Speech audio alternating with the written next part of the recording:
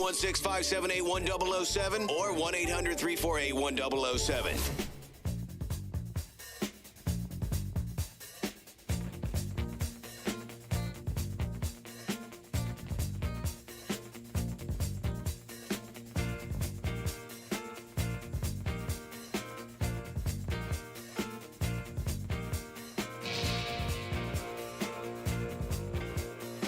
Alan, is David Lee Roth excited that it's National Hot Dog Day?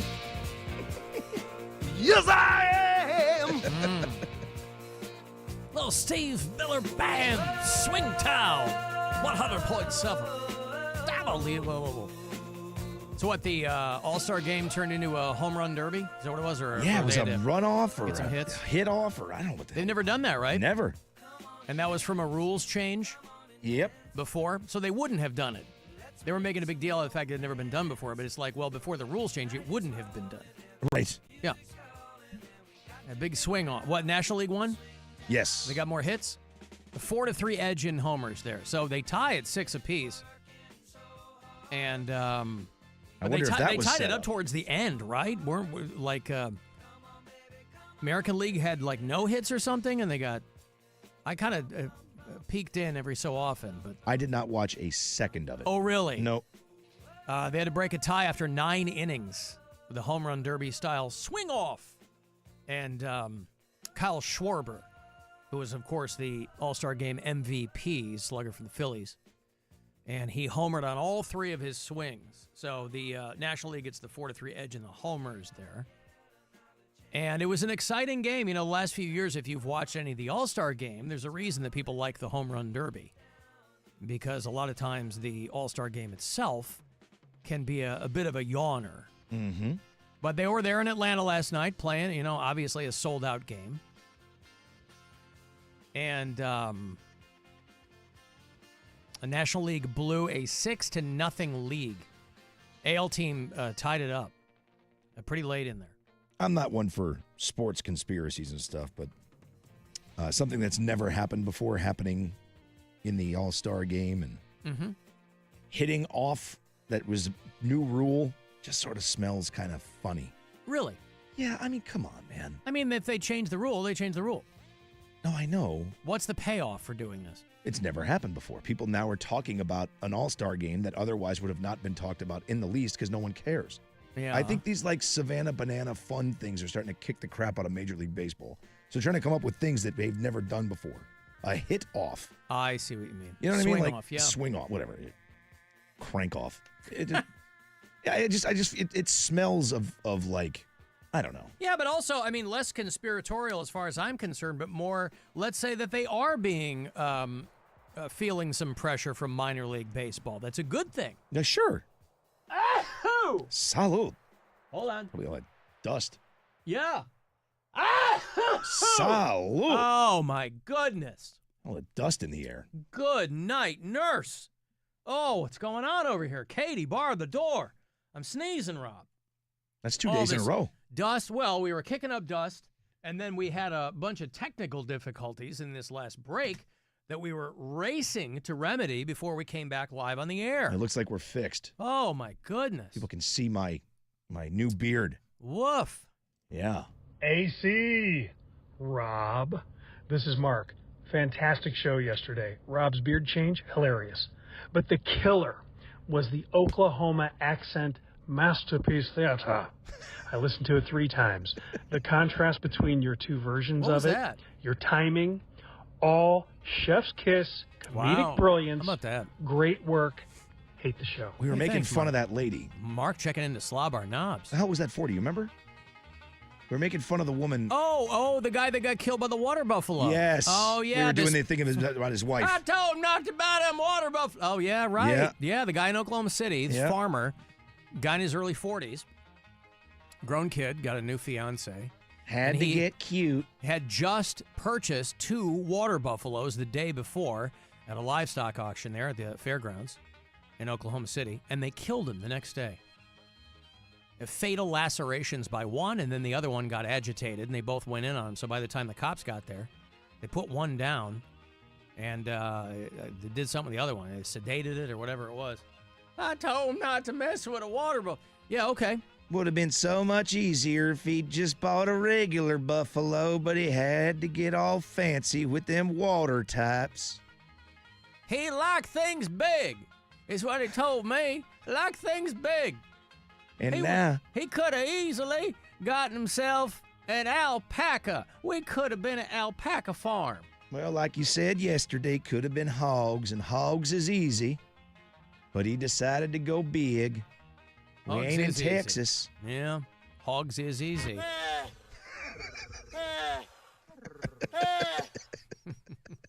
That's my favorite drop. Uh-huh. Alan, I do not feel bad if somebody's hot dogs are being taken if they're microwaving them. This guy deserves to have no hot dogs. Hey, listen, Carmen Angelo can do whatever he wants to with his hot dogs. I'll tell you what, in a pinch, when I'm at home and I want a hot dog, I'm not firing up the grill. No. I'm poking holes in it with a fork, and I'm throwing it in the microwave, and I'm eating it. I mean, in all honesty, If it's a weekend or something, yes, I'm going to grill, but they're already cooked. You can raw dog it. If I get home and I'm like, I had a night like that last week where I was like, I should eat something, but I really don't know, and I'm not going to eat something just to eat something. I was like, hot dogs. And it just so happened, had hot dogs, had buns, and two great tastes that taste great together. Mm-hmm. Hey, you got your wiener in my hot dog bun. Hey, you got your hot dog bun in my wiener. And it all came together. And so, yeah, I took 2 hot dogs out of the package. I'm not firing up the grill on a random Tuesday night. And I poke holes in them. And I put them I wrap them in paper towel, put them in the microwave for 60 seconds, take them out, eat them. Instant glizzies, baby. And it was delicious. And I have no regrets. Has glizzy always been a thing, or has that gained popularity of late? I mean, I've only heard it over the past 5 or 6 years. Yeah, I never heard glizzies before until There's a spot in Cleveland called Glizzies. I know it. That's what I just heard. And I think it's over by that thing I told you about tonight. I think it's over that way. I was thinking about stopping there. Well, back in the day, as far as I knew, glizzies were guns. So I don't know how they became hot dogs. That was my question. When I first heard a long time ago, glizzies were guns. And then they were like, oh, we had a couple of glizzies. I remember the first time I heard it in context of hot dogs, I didn't understand what they were saying. Stephen Kwan tied the game for the AL. 6-6. Local hero. This person texts. Okay, good. Air fryer hot dogs are great, this person says. We have an air fryer. I've used it maybe twice. My wife uses it a lot for a variety of things. We have a child, it's easy. I don't know that I know how to use it. I'm sure it's simple, but I just don't ever use it. But some people swear by the air fryer, boy. I still rock the Foreman. You do? I do. Wow. Yeah, I used it. I probably have some at the bottom of a shelf in the basement or something. I made and I still have both of those little plastic grease catching dishes. How's that? Wow. These are like 100 years old. Yeah. And I love them. I use it. What, like a chicken breast or what? Chicken breast. I'll throw, usually like a chicken breast. You cut it. Man. You need a water? No, I got water. I don't know what's going on. You think it's all the... Can I cover up this panel again that he took off? Oh, yeah. All right. Yeah. So that no more air particulates find their way I made such a mess. into my dainty lungs. I was just like, oh, you know what? Let's clean up. Let's get all this dust out of here, and I'll move the camera stuff. That's going to be great. What could possibly go wrong?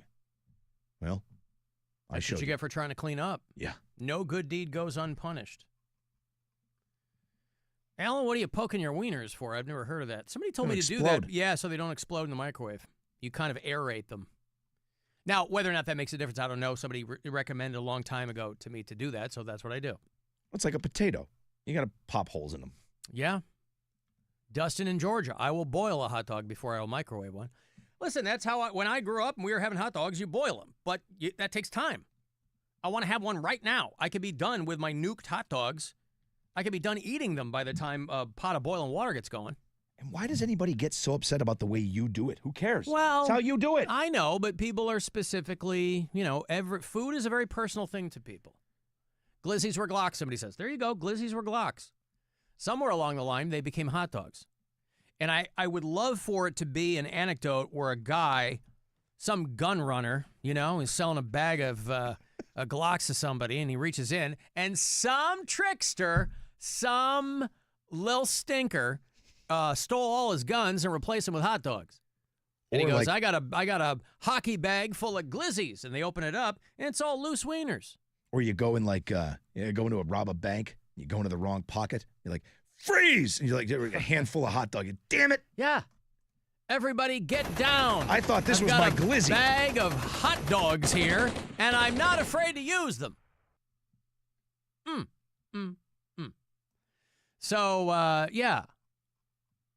You're waiting when you really want something. And there are some things you can't speed up the preparation of them, right? If there's something that needs to be cooked in the oven or something that's going to be, there's a way that you have to do that. But if there's something that you're really jonesing for and you can make it fast, I mean, that's the whole point of the microwave. I didn't have a microwave growing up, right? First microwave I ever had was like in my third or fourth apartment. Really? I never had a microwave growing up. We had a toaster oven. My mom was one of those people who was like, I don't want microwave radiation and all. I'm like, okay. Mom, I don't know anything about this, all right? All I know is that all my friends are eating. Now, granted, we also weren't eating like toaster strudels and, things that were made for the microwave. We weren't eating that stuff anyway, so it wasn't like some big loss in my life as a kid. But whatever. So would you guys, you were never like a TV dinner family either, right? Mm-mm. Because those you could do in the oven, I You guess. put them in the oven. But yeah, I mean, I had TV dinners as a kid. Sure, you get the Swansons. Salisbury steak, baby, like the Peter Gabriel song. I love those. And the chocolate brownie. I never ate the desserts. Sometimes you'd have the apples. What were the apples? With like the cinnamon and the cinnamon apples, stuff. yes. And then other times you would have the chocolate brownie. Or the berry stuff. You get the berry stuff sometimes too. Sometimes you'd get that. A berry compote. Listen, you can never extol the virtues of a good compote too much. Yeah, I remember numerous times, and again, we didn't have these things often. My mother always cooked, dinners and stuff.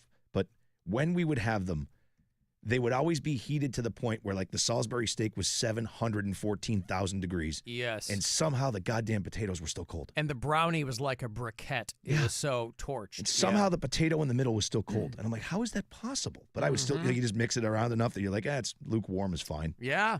Not going to heat it back up again.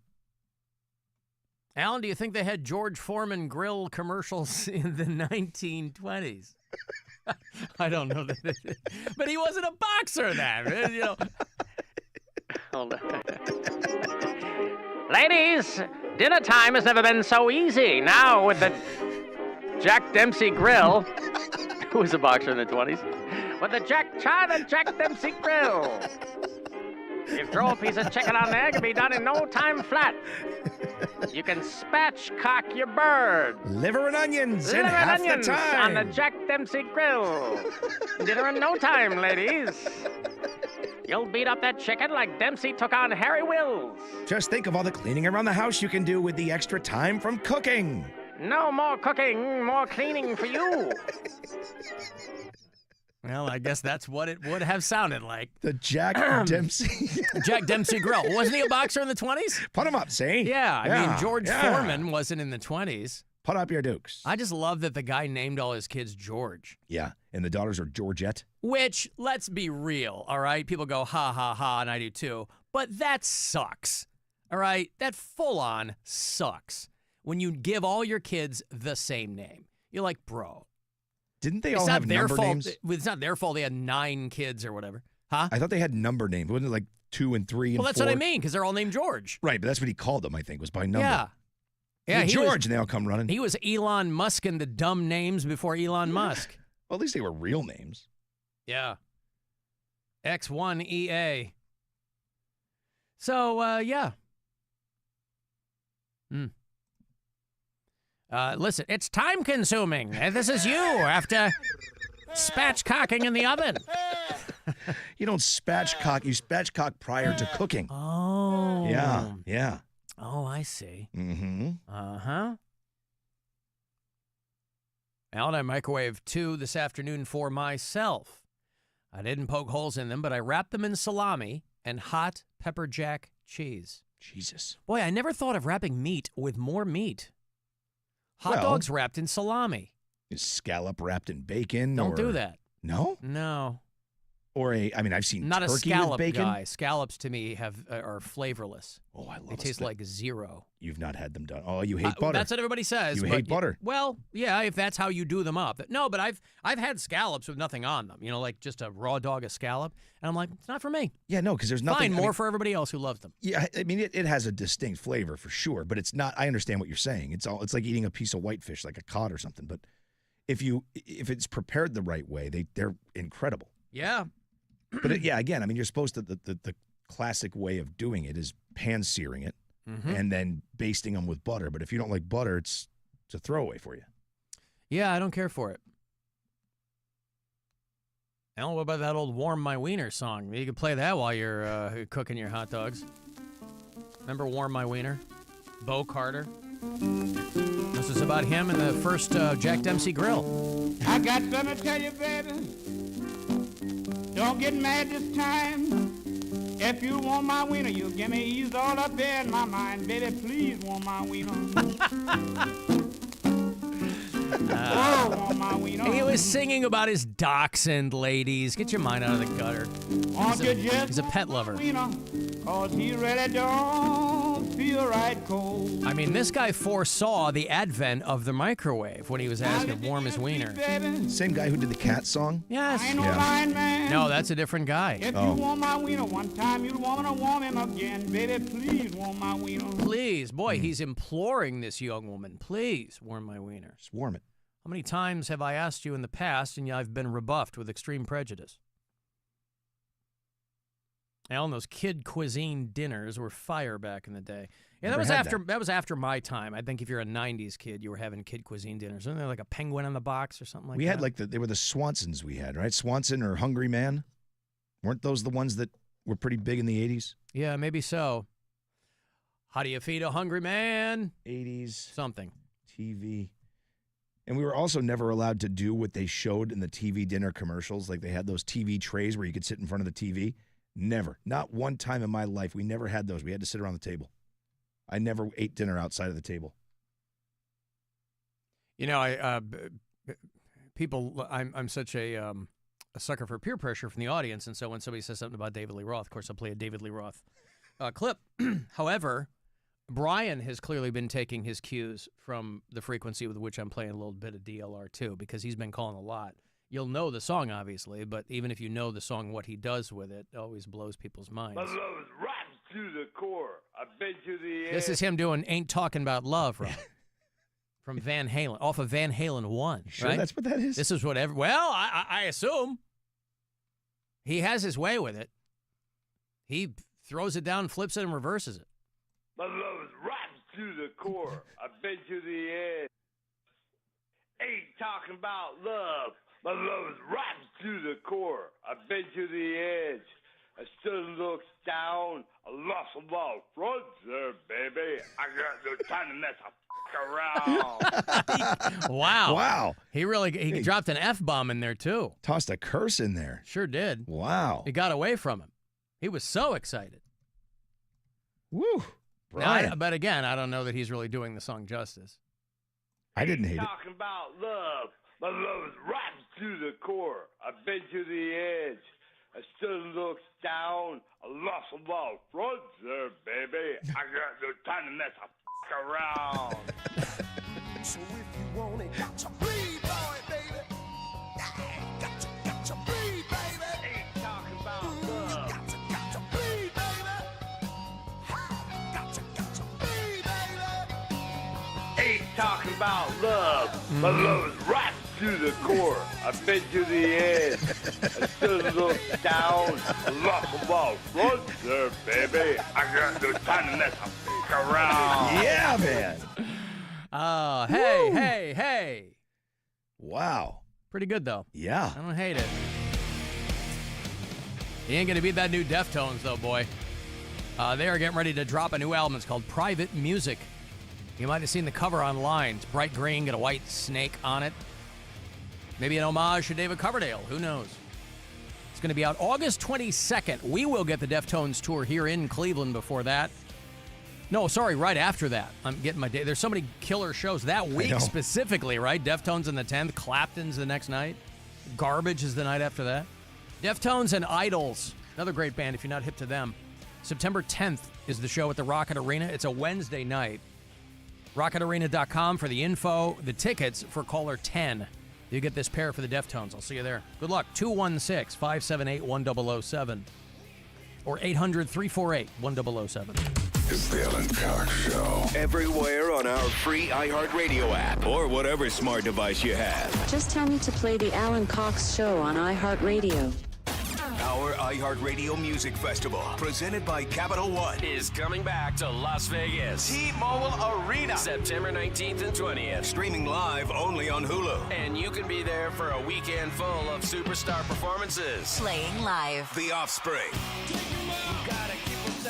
Jelly Roll. Sammy Hagar. Justice.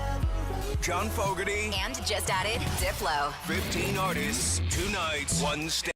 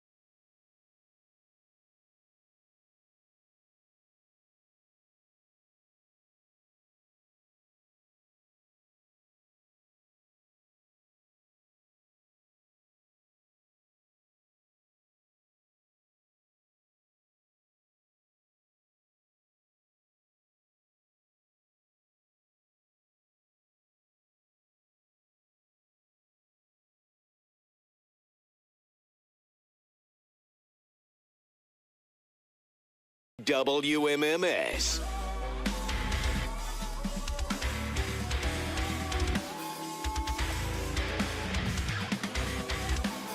Yeah, that air quality map, boy, that ain't looking good. No. That Canadian wildfire smoke coming down here, boy. Are you playing them on 2 hours to midnight this week? Canadian wildfire smoke? Yeah. If I have any room, I certainly will. Our 2-hour metal show is back this Saturday night, 10 o'clock, with me and Corey Roddick and Pat Butler. A lot of new stuff, a lot of classics, a lot of requests, a little local metal. Of course, it is like a 7:30 Guardians game, so we might end up being on a little late. It is incarceration weekend as well, so very excited for that. But after the Guardians game on Saturday night, we'll air 2 hours to midnight. I was reading how a bunch of politicians in the United States wrote letters to Canada. I guess the premier of Manitoba or something, one of the provinces, they were writing letters. 6 U.S. lawmakers who recently complained that all the Canadian wildfire smoke was making it tough for Americans to enjoy their summer.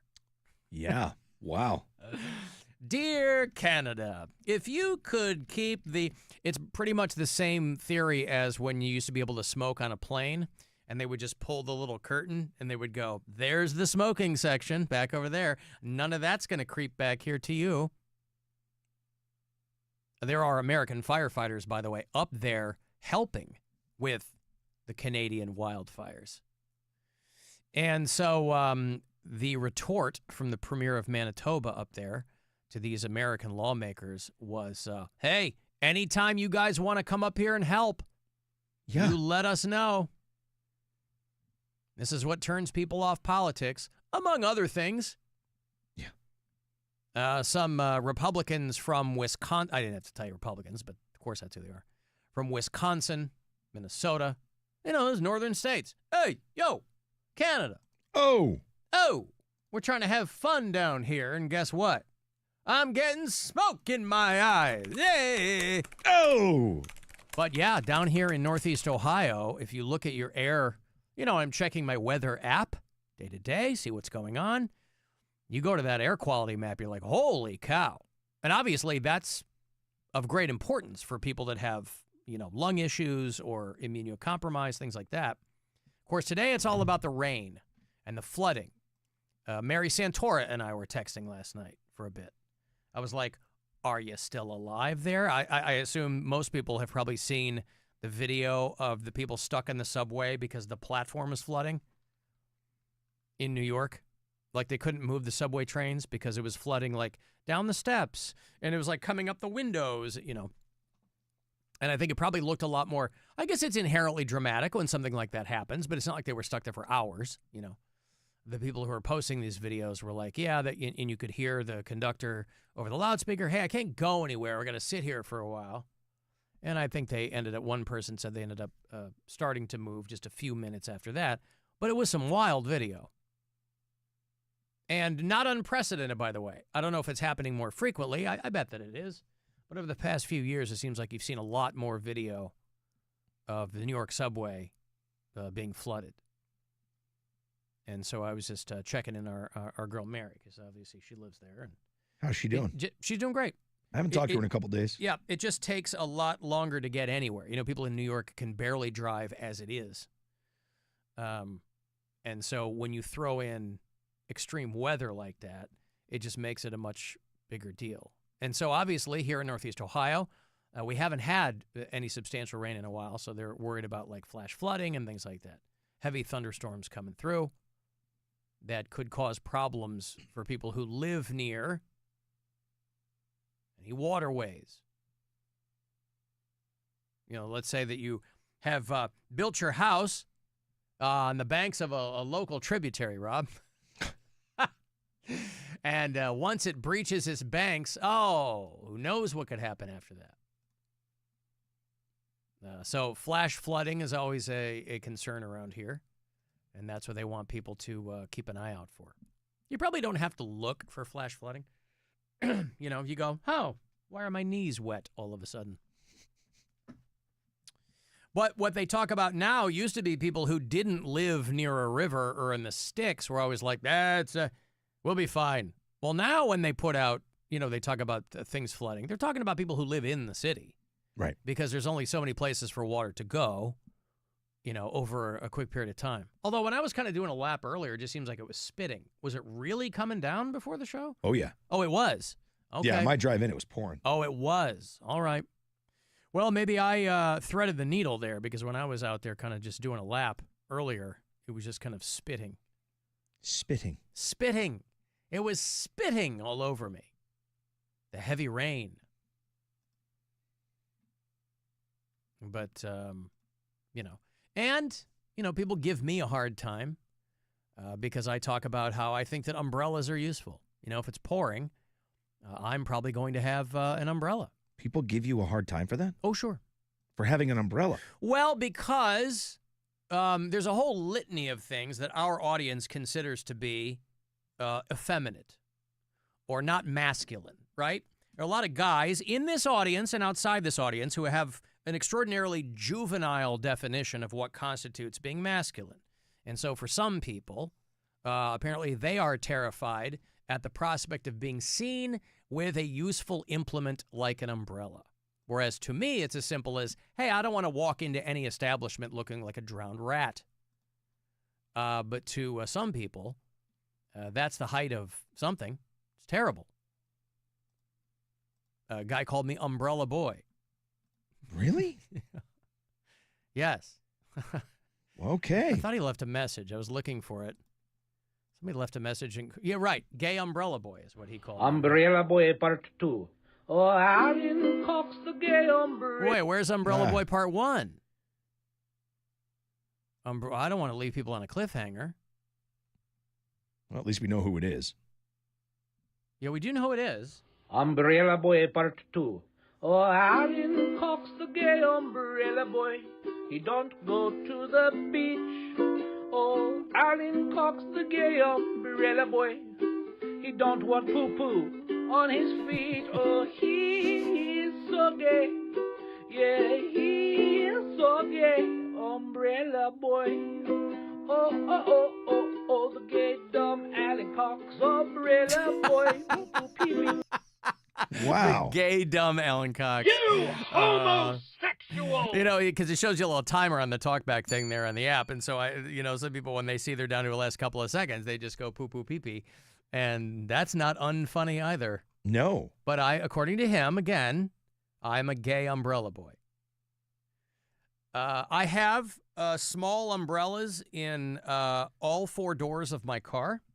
That's a bit much. Well, it's let's say I've got other people in my car and it's raining. What, are we all going to get under my small umbrella? No. That way, it doesn't take up space. Let's say we're out somewhere and it's pouring. Now, it's very rare that there's anyone other than me in my car day to day, but sometimes, sure. And if it was pouring, I'd go, if you'll kindly check in your door, you'll find a handy umbrella. You're welcome. Who would ever thumb their nose at that? Oh, could we just sit here until it calms down? No, you've got an umbrella in your door. You're welcome. What's the matter with that? Allow me to rephrase. I'm not somebody who leaves a great deal to chance, Rob. It's just a lot of preparation. That's all. It's not odd or What's overdone. A lot of preparation? I'm just saying you are over prepared, which is not necessarily a bad thing. I instantly went to that's a bit much. But it's not. It's just over preparation. I literally it's a nice thing to have. I literally have. These are not obviously like full-size umbrellas, right? They're like the small, collapsible umbrellas, whatever. Years ago, I literally, I already had one. I bought 3 more, put them in the doors of my car, and they have been there ever since. I don't even know if more than one of them has been used. But in the event something should happen, they're there. I don't ever think about them. They certainly don't take up space. And there you go. Yeah, I still don't see the gay in that, though. Well, because I think the image people generate is someone walking around with a parasol, which is a very different thing. Yeah. Like I'm Eliza Doolittle. I guess. But guess what? You can call me gay all you want. I'll walk into a public place dry. And they will normally have like an umbrella. Sometimes they'll have like an umbrella thing there that you can put them in. That's just fine, too. I don't care. I'll happily walk into a place dry, and you can hurl whatever expletive you think is funny. It doesn't matter. Doesn't matter. Feel free to walk in looking like a, soaking wet rat wherever you go to. That's totally fine. But that ain't for me. Now, again, I'm talking pouring, right? I'm not taking my umbrella with me if it's spitting or even if it's lightly raining. I'm talking about like when you're out and it's a friggin' monsoon. Yeah. I'm not walking into a place without an umbrella. I'm just not. It's rude. What, then I'm going to drip all over the place when I'm in there? Come on. On a good day, Rob, I'm dripping all over the place when I walk into a spot. You know what I mean? Got to get that checked out. Well, Dr. Berglund's coming in on Friday. Dr. Ryan Berglund will be back on Friday, by the way, for Is It Red? He comes to join us a few times a year. He's a surgical urologist over at the Cleveland Clinic, and he comes in to answer very pointed questions about questions guys might have about things going on down there. You're not a doctor. I'm not a doctor. And so we have to avail ourselves of his expertise. And so on Friday, he'll be back in the 5 o'clock hour. So if you're not able to listen live, you can always text me or email me your questions ahead of time, and then I'll line them up. Otherwise, we'll take your messages live, your calls and all that. So when Dr. Ryan Berglund is in here, and again, it doesn't happen often. He's a busy guy. He's very kind to give us his time. He likes doing it. He's been doing this segment with me it's like 11 or 12 years now. So he likes doing it. And so I don't waste that time. It's one of my favorite things. That's great. I always feel better about myself. Well, at least I'm not peeing razor blades. That is part of it, yes. And some people have gotten themselves into that situation, and we take those calls too. Yeah. And again, sometimes it's perfectly innocuous. Sometimes we've gotten a lot of calls from mothers who are like, hey, I've got a new baby boy, and this is happening, things like that. Right. Or my son is 16 years old, and it's practically falling off. He's pulling on it so much. Yeah, he's been in the shower for 3 days. I've got the cleanest kid probably on the planet. He's in there so much. Is that okay? Here's $1,000. It's from the Buzzard Bookie. You got plenty of chances to win this, so I hope you do. Good luck. This is your chance to bet with the Buzzard Bookie and win $1,000 now. Enter this nationwide keyword at WMMS.com. Grand. That's grand. Enter it now at WMMS.com. Alan, how about an umbrella hat? Is that gay? Yes. An umbrella hat. Yeah, like the... Well, that's just a fashion statement, right? Right. I guess not. Yeah, I mean, what makes it gay, man? Hey, guys. Alan, a man with a skincare routine, is not allowed to say what is gay and what is not. Because you're very gay. Later. Hey, like I said, man, you can call me whatever you want. If you don't have a skincare routine, what are you doing with your life? That's why my face is like a baby's ass. What are you talking about? A skincare routine is gay? Okay. Call me gay then. You're living in the world, aren't you? Why are you not taking care of your skin? You're covered in it. Have you noticed that? You're covered in it. Some of you maniacs are walking around. You don't even want to know what's going on with these people. And I don't know what these people look like. I doubt that cat's any kind of Adonis walking around. You got to take care of yourself. Yeah, fine. Call it what you want, bro. See, as far as I'm concerned, I have kind of a fundamental definition. You know what I think is gay? Having sex with men. Yes. And that's where it begins and ends for me. Now, Ice-T might think differently. I know he's been on this show before. He's broached the subject on a number of occasions, and so there could be a distinction without a difference. I am not gay. I have relationships with women and sex with men. And I got news for you. That means you're gay. See? He's got news for you. That, to me, is where it begins and ends. Do you have sex with men? No. Do you have a skincare routine? Yes. Okay, you're not gay. Do you wear an umbrella hat? Yes. Do you have sexual intercourse with men? No, you're not gay. Do you have a skincare routine? Yes. Do you also have sex with men? Yes, frequently. You are gay. You are a gay man. Technically, what Ice was describing is someone who's bi, though. Do you have an umbrella? Yes. Well, that doesn't make you gay. Oh, but I also have sex with men. Oh, then you are a gay man. Yes. Yes, okay. Do you frequently sign documents? Yes. Oh, then you're a gay man. Yeah, okay. Congratulations. Yes. Congratulations. We've figured We've all established this out. There's a baseline, and I'm just saying that's where it is. Your umbrella hat. The booty is where the doo-doo is, boy. That's right. So say what you want. Umbrella, check. Skincare routine, check. Do I look amazing as a result? Double check. Hate to tell you. Since joining the show, I've actually started using a facial cleanser in the shower instead of just the As same. opposed to taking the bar from betwixt your cheeks and applying it to your face. Well, I always start with the face. Yeah. Let's be fair. Face I mean, first. you got to wash down, right? You start with the hair, go to the face. The nads last. Yeah, the nads are well, if you go down, nads before ass? I mean, those are parallel, yeah? Well, same time. Yeah, you know, okay. like you read, soap and the Same time, okay. Right. Now listen, I don't get crazy. I think people think I have like this cabinet full of salves and balms and lotions and things like that, emollients. I don't. I just moisturize, bro. You gots to. What are you talking about? See, that I got to get better at. I You don't do got that to. at all. There's no downside to it. It takes time. It doesn't. You go, whoop, done. Yeah, but then I gotta do. I gotta put on the arms. I gotta put the legs and the head. No, and- I'm not doing that. I'm talking about the face. Oh, just the face. Yes. Oh, okay. That's what everybody sees. Yeah, well, They're not seeing my shoulders. What do I care?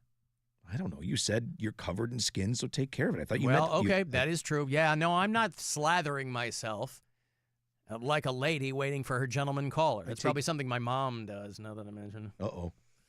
I take very good care of some of my skin. Yeah. Soles of your feet. I get it. Yeah. Yeah. It's one of our many gay categories. We have our bears, our queens, our daddies, our sugar caddies, our maple smoked sausage patties, our Belgian waffles, and of course our six tops. Fun fact, those last four are just things that are in this room. But you believed me because you are stupid. Wow, and what, pray tell, are you? I'm a soft butch. I can't believe that just now somebody is defacing that King of Cleveland billboards, right? Have you seen this guy that's popped up all over the place? He's not local, but he's getting exactly what he wants. He's getting a ton of attention because he was putting up I Buy Crack houses and things like that on the east side. And I couldn't believe people weren't defacing these billboards like on hour one. That somebody posted a photo of somebody's finally doing it. Cleveland's King homebuyer, and of course somebody put of bull shrimp under King, and then covered the phone number with a graffito there. And I'm not quite sure where this is. Might be on the east side there, but I just can't believe this didn't happen like on day one. What did they do to his face? They like blacked out the teeth and they drew crap all over his face. And like the stuff that we would do when we were kids. You just block out one of the teeth. I mean, this guy got off light for as long as those were up and they weren't being defaced. Man. Ain't nobody defacing a Tim Misney billboard. And the picture I showed, obviously, that had the unfortunate placement of being a billboard that was very close to the ground. But it doesn't matter how high up they are. That's never stopped taggers before. They'll get way up. They'll go to any height. Yeah. If they're going to deface a billboard. So I don't know how long his buy was for. I would bet it's not that long because he probably knew there was going to be some kind of pushback. But I just couldn't believe it had taken that long for somebody to deface one of these billboards. Of bull shrimp. Cleveland's King of Bull Shrimp. And I go, hey, that's me. I already got that sewn up, all right? How dare you, sir or madam, whoever's out there doing these? I've already got that sewn up. Don't know who this Johnny come lately is, this carpetbagger come into this town. How dare you? And put his mug up on a billboard. How dare you? I am the OG King of Bull Shrimp. Well, I don't know if I'm the OG, but I've been here a How while. dare you? This guy swings in trying to take my title. How dare you? Yeah. I got a break. You want to send me a text, 35192. You can watch the show on our YouTube channel and listen anywhere on the iHeartRadio app. The Alan Cox Show on 100.7 WMMS. Beneath a sunburnt sky, a thunderous rumble slices through the northeast Ohio air, defying the wind, his golden mullet in perfect form. The Buzzard rides. Win the Buzzard's bike. A 2024 custom Harley, fit for the Buzzard himself, can be yours. Listen to Rover's Morning Glory between 7:30 and 8 for your first chance to win a key. And to find out when Stansberry and the Alan Cox Show will hook you up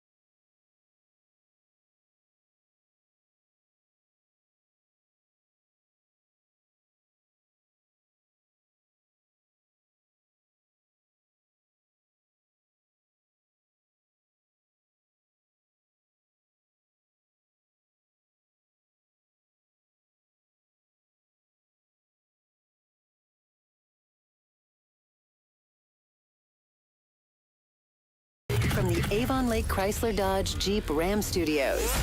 We say yes. The Buzzard. The home of the Buzzard. Buzzard. This is 100.7 WMMS. Cleveland. Call the Alan Cox Show. Where's the best place in America to meet single girls and guys? 216-578-1007 or 1-800-348-1007.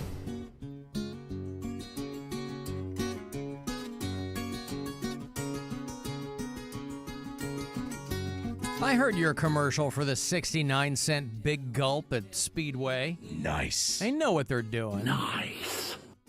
Good for them. Smart. Your tickets for Captain Fun's Floating Fandango aren't far off, by the way, for people asking me about that. Going on the Good Time 3, August 23rd. WMMS.com with the info. 410, though, I will have a pair for you. This is easily a top 5 Fleetwood Mac song for me. It's just Lindsey Buckingham on a 12-string guitar and Stevie Nicks singing harmonies with him. It's called Never Going Back Again. It was on Rumors. People forget, a lot of people got hip to Fleetwood Mac because of Rumors. It's still one of the best-selling albums of all time. But it was their 11th. Fleetwood Mac was way into their career by the time Rumors hit. And they needed it, right? The old days with Peter Green and Mick Fleetwood, once they got Stevie Nicks and Lindsey Buckingham in there, it was a rocket ride. This song's been covered by a bunch of people. Billy Corgan does it live. Matchbox 20 does it. It's just a great song. I love it. I do too. B-side to Don't Stop in the United States. But I think an underrated song in the track listing, because every one of those songs is a home run on Rumors. But I was reading that there's a rumor, pardon the pun, that Stevie Nicks and Lindsey Buckingham might be reconciling. Famously one of the most, how would you describe their relationship? I mean, everybody in Fleetwood Mac was banging everybody else in Fleetwood Mac at some point. Massively incestuous. But obviously the music that they made together was amazing. But the two of them they've gone their separate ways, just like the song says. And Lindsey Buckingham was kicked out of Fleetwood Mac some years ago, and he and Stevie Nicks, I don't think, have really had much of a relationship.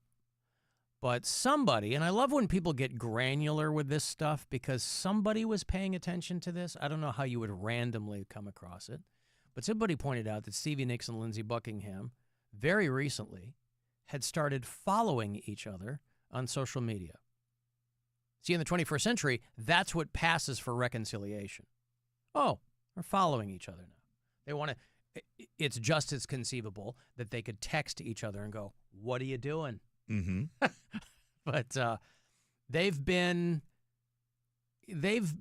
haven't been on great terms for a long time.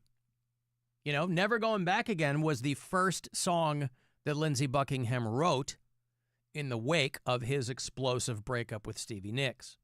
Now, they wrote a lot of songs. They each wrote a lot of songs about their breakup. But that was the first one that he wrote. And, so they were together for a long, long time. Like, they were together before Fleetwood Mac, and I think Rumors broke them up. And she was banging Mick Fleetwood, and John McVie was doing stuff.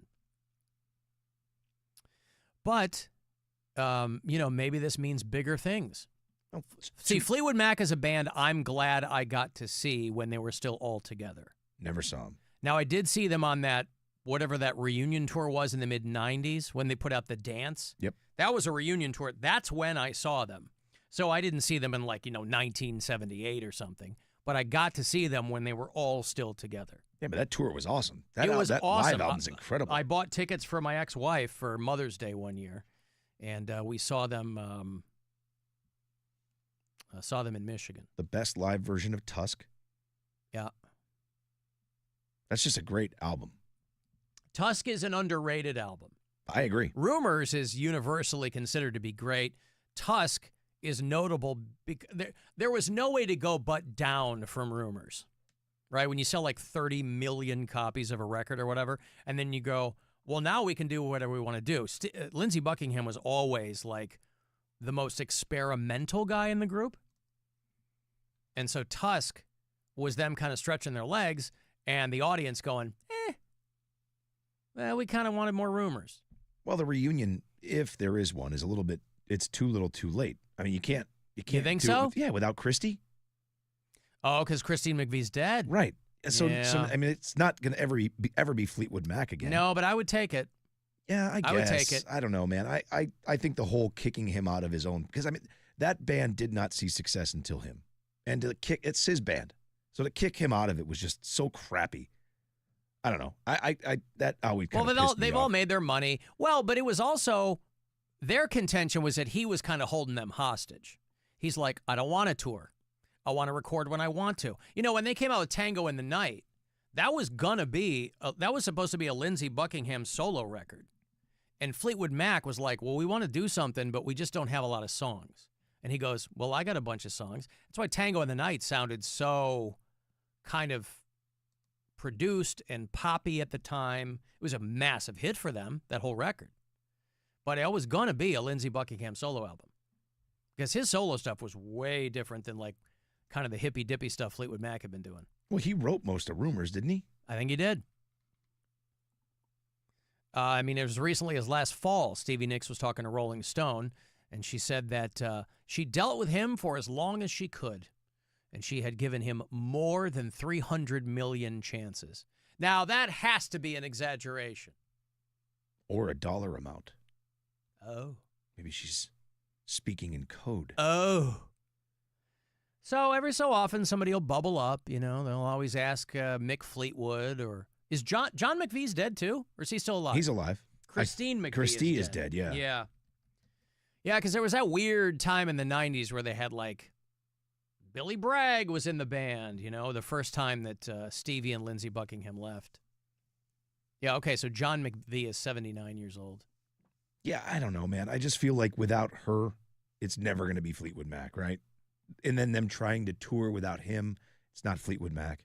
That ended with the tour you saw. You think so? Mid-90s? Yeah, I mean, did they go back out again altogether? Well, I was going to say, they toured up until they kicked Lindsey out, I think.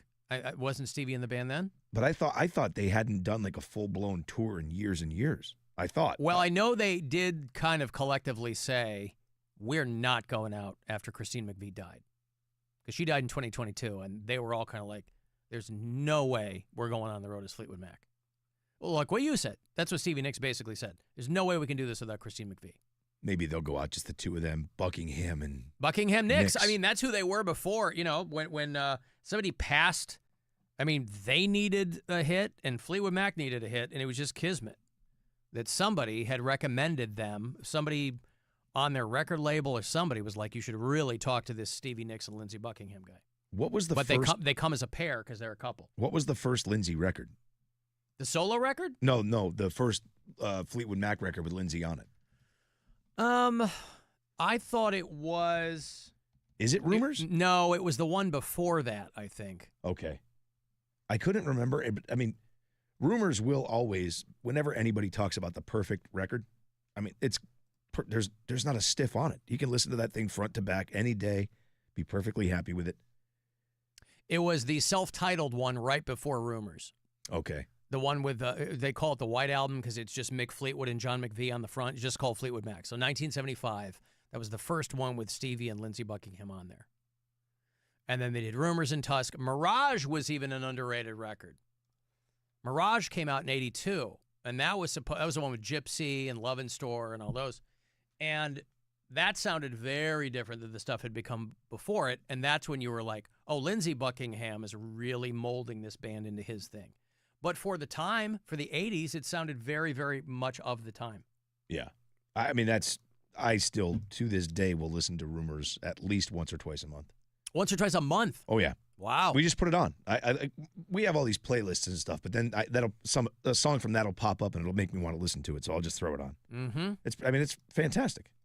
Anything that starts with secondhand news is perfect in my world. Great song. I could do without Daddy. Oh, Daddy. It's kind of... Oh, Daddy. That's Oh, Daddy. That one's a bit much. But I mean, Big Love, right? Tango in the Night, first album, or first song on the album. You were like, oh, this sounds had like Everywhere on it. Yeah, this because it was going to be a Lindsey Buckingham solo album. because it was very slick and produced, and that was kind of the stuff he was working on all the time. What was the other one? It was Everywhere, and Little Lies was on that too, Little right? Lies. Yeah. A lot of hits on that too. Seven Wonders, Little Lies, Everywhere, Family Man. Oh, that's right. Family Big Man. Love. Yeah. Everywhere I liked way more than I should have. It's a song that I should not like as much as I do. It's because of that Christine McVie voice. I love her voice. I mean, she wasn't setting the world on fire in the looks department, but boy, could she sing. But she didn't have to. No. You're standing next to Stevie Nicks. There are some pictures of her, though. For all, to me, it was a very, not ahead of its time, but for all of the infighting that people assume can happen with females in a band, with all the other stuff going on in Fleetwood Mac, Christine McVie and Stevie Nicks, at least publicly, like always had each other's back. Yeah, I don't think they were probably the only two in the band that there wasn't some That's form of what contention. I'm saying. Yeah. Yeah. Yep. Alan, the only thing that makes you gay is being a fan of Steely Dan. Stop it. Well, they are named after a dildo. Are they? Steely Dan? Yeah, it's the name of a dildo in Naked Lunch, I believe. Really? Yeah, that's where they got their name. All these years. Oh, yeah? Here I am wearing Steely Dan shirts. Oh. No idea it was about a dildo. Yeah. Wow. Mm-hmm. Now I like him even more. Yeah. Alan, Stevie Nicks back in the day, I'd have given her turd cutter a Fleetwood smack. Well, I guess that is one way to describe your attraction to a very famous and accomplished young woman. Yeah, she was, I mean, arguably one of the most beautiful women in the world at the time. Yeah. Yep, and then we had that guy who, I don't know even know if I have the clip anymore, the guy who was humming the song to, I don't think I have that anymore, but it was a guy who was like, yeah, me. Silver Springs. About Lindsey Buckingham. Yes. That was her rebuttal. Yeah. That's still the most uncomfortable video you could possibly watch. When they did that reunion tour, you said the dance, and they do Silver Springs, and she's staring at him. She makes him sing backup. Yeah. I mean, you know what I mean? Like, that's how you know. That's how you know you are committed to your art. Everything else going on in your lives, because he was married by then. He was married to somebody else. Yeah. And, you know, his wife has got to watch them go on tour and singing songs to each other about their relationship. Yeah. You know? But especially that, because she's singing, she's so angry. You know what I mean? Like, it comes across as there's still so much disdain I mean, it's just like, my God. Yeah. October 2018, somebody said Fleetwood Mac was in Cleveland as a whole group. Really? That sounds like right before, because they finally kicked Lindsay out like 2020, 2021, I think. If you listen to us on iHeartRadio, on our app, let me know where. If you're out of state, Brent's in Leavenworth, Kansas. Rob is a bureau chief in New Orleans. Nick listens in San Francisco. Taylor is in Rexburg, Idaho. Joe's in Atlanta. Olivia and Nathan listen to the show in Boston. Alan, Rob, practice squad here, just calling in. I had a question. It's summer, people rocking their sunglasses. I see Rob, he goes for the clear, regular glasses, hipster Rob. Either one of you guys ever rock white frame sunglasses? Just asking for a friend. Cool beans. See you guys. What does he mean, hipster Rob? What is he talking about? Because I'm wearing clear glasses, so that must be a hipster thing. You see, my in your glasses, picture with like the beard the frames yesterday? are. Oh, really? Yeah, What's the matter with? I don't know about that. I guess that makes me a hipster. Well, a lot of things. Apparently, me using lotion makes me gay, and we're you know what? We're learning more about the audience than we're learning about ourselves. Clear frames, okay? Yeah. No, I do not have white frame sunglasses. Sunglasses are one of those things where I always forget to bring them. Like, I have a few good pair. Like, I got a pair of Ray-Bans that are in a hard case. I got a pair of some J. Crew that look really sharp. And then like another pair that I got off some, company on Instagram or something. But I always forget to bring them. Sunglasses are one thing. I do not spend money on myself often. But when I do, I buy myself good sunglasses. Okay. I have a lot of pairs of sunglasses. I mean, my Ray-Ban Wayfarers, that's the most I've ever spent on sunglasses, and those are like $110. I love But that's those. a classic pair, you know what I mean? I have a pair but of I'm those. not a guy, because people are like, you can break or sit on a pair of $300 sunglasses just as well as you can a pair of $10 sunglasses. So that's nothing I'm going to spend money on. Yeah, Persols are my favorite, and those are stupid expensive. So I have 2 pairs of them. I don't do it often, obviously, but I had to get the McQueens. Those were my favorite, the ones that fold up. My absolute favorite pair of sunglasses. Persol, yeah. An Italian luxury brand. Hey, what's my Persols? And the thing that sucks about them is you have to try them on. You cannot buy them online because they're handmade, so every pair is different. They all fit different. Bro, these are $430 sunglasses. Yes. Wow. I didn't pay that for them. This guy over here. Champagne wishes and caviar dreams. Everybody. I didn't pay that for them. Yeah, this guy. All right, whatever you say. The Steve McQueen's, my absolute favorite sunglasses. $575 for the Steve McQueen's. I did not pay $500. This guy. I didn't. But you can fold them up and put them in your pocket. Yeah, but you don't do that. But you don't put them in like a shirt pocket or something? No, oh, you don't? Well, then what's the point of folding them up? Just because they can. Because they can? Yeah, Yeah, but that's what they're charging you for. Oh, no. They're charging you for what it is. Yeah, it's a pair of sunglasses that can break, and now they have more hinges on them. It can break even easier. There's more points of separation. Tighten them up every once in a while. I don't even wear them all that often. I just I break them out when I dress up. Yeah. I like those. I have the tortoise shell color, and then I have the black. That sounds about right. Sounds about right. That's a cool $1,000 No, in but I didn't sunglasses spend right that there. on them. I mean, I did spend a lot, but I did not spend $500 on the sunglasses. How much you spend? Honest? Yeah. The tortoise shells I paid $300 for, and the black ones I paid, I think, like $350. How did you get them that much cheaper? There was an outlet. I was in Florida. Where the hell was I? Hey, welcome to the Pasora outlet. Well, no, it was just like a regular sunglass outlet. Oh, and they had everything. That's called a hut, Rob. No, it was like a discount. You know what I mean? And they had just like, maybe it was a Sunglass Hut outlet or something. I don't remember. But I bought both pairs then. I mean, Sunglass Hut is still selling Wayfarers for like $299. Oh, yeah.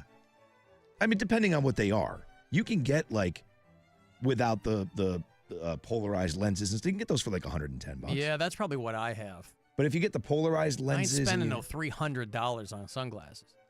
Yeah, again, I don't buy myself a lot of things. I buy hats and I buy sunglasses. I understand. I have the same 25 T-shirts I've had for 40 years. So I don't, 30. But you know what I mean? Like, you have boxes of T-shirts. I don't buy anything like that. I don't buy clothes. I wear shorts and sweatshirts every day. I mean, Sunglass Hut is owned by a luxury brand. They're owned by Luxottica. Yeah. So all of the stuff that gets in there, that's why they're still. I was in St. Augustine. That's where it was. Well, they're a Miami company, right? Aren't they based out of Florida? Sunglass Hut? Yeah. Oh, I'm not sure. Okay. Yeah, it was an outlet store. I thought they started there. I mean, you can get a lot of stuff. If you search long and hard enough, you can find the things you want without paying the full price for them. I'm still in the market for that pizza oven. I'm not spending $600 for a pizza. Can't do it. In 2024, Sunglass Hut opened locations in Bass Pro Shops. Well, there you go. All right, listen, you got to get the high end, and then they you sell get those Costas, those Costa sunglasses. Everybody goes nuts for those. All right. Well, I don't have anything like that. I got nothing fancy like that. Yes, you do. I don't. Maybe not sunglasses, but you have to have something fancy. Like what? I don't know. Not really. I mean, I got a lot of shoes, but I'm not spending $300 a pair. What's your most expensive pair of shoes? Probably $175. What are they? They're like ox blood and gray wool boots. Okay. Yeah. Looks sweet. I told you, I bought that pair of Jordans. That was the first pair of sneakers I've ever spent. Yeah, see, I'm not a $100 sneakerhead. for. That's where you can drop some serious coin. Yeah. And I'm not a sneakerhead, so. I've wanted those shoes since I was like 7 years old. So I finally bought a pair. Mm-hmm. Maybe not 7, I was older than that. But either way, 10. I finally bought myself a pair like 2 months ago. And I've worn them like 3 times. They'll just sit there. I stare at them. I'm like, oh, finally got a pair. Alan, easy for Rob to buy all those sunglasses with Charlie's money. Jesus Christ. But it was the other way around. Yeah. Charlie got your money. Yes. That's how he bought all them Nathan's hot dogs, And when I he will- had to replace the ones in the fridge. I will let you know. Charlie got your money. That money came in very, very handy at a time I needed it. I just wrote the check to University of Mount boy, Union. Yeah. So it was perfect timing for that. Wow, you're greasing up and grabbing ankle over that, boy. Jesus, boy. Any college stuff. But I'll tell you what, she with all the scholarships and it's really not that bad at all. Still ain't cheap though. No. Ain't cheap. No. But proud. Of course. I would spend, it's a deal at double the amount, Alan. Alan, I'm currently getting an oil change, and all 4 black guys are jamming out to the Rumors album. I don't know why it matters that they're black guys, but plenty of black. Is he just trying to say everybody loves that album? That's what I'm saying. Plenty of black dudes like Fleetwood Mac. Tell Rob I had a pair of Serengeti Drivers sunglasses from the mid-'80s. The ex took them when we divorced. Ouch. That's how you know either she's trying to stick it to him or they're an actual asset. Yeah, well, both. Alan, I banged a girl who worked at Sunglass Hut, and she was not fancy. All right. I can't believe that. I wonder if he called her his little sunglass slut. I wonder if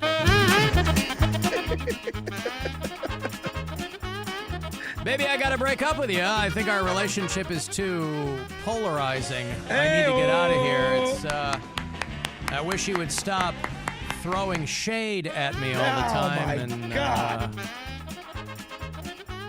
All right. If you could see the world through my lens. We running this, let's go. I'm on a boat. Hey, you want to get on a boat with us? Because we're taking one out next month. Back on the Good Time 3, 2025, the Alan Cox Show, Captain Fun's Floating Fandango. August 23rd, it's a Saturday afternoon on the lake. We're going to have pops, we're going to have food, we're going to have live music from Ultra Terrestrials and Taint Smasher and the Master Blasters. It's all presented by Circle K. And there are plenty of ways that you can get yourself on. Go to WMMS.com for each and every way to do that. If you're caller 10 right now, I will throw you a pair. Good luck. And we'll see you there. It's going to be a blast. Caller 10, 216-578-1007 or 800-348-1007. Don't you ever forget I'm on a boat and it's going fast and I got an article theme, pass me the Afghan. I'm the king of the world on a boat like Leo. If you own the show, then you show not me-o. It's the Alan Cox Show. On our free iHeartRadio.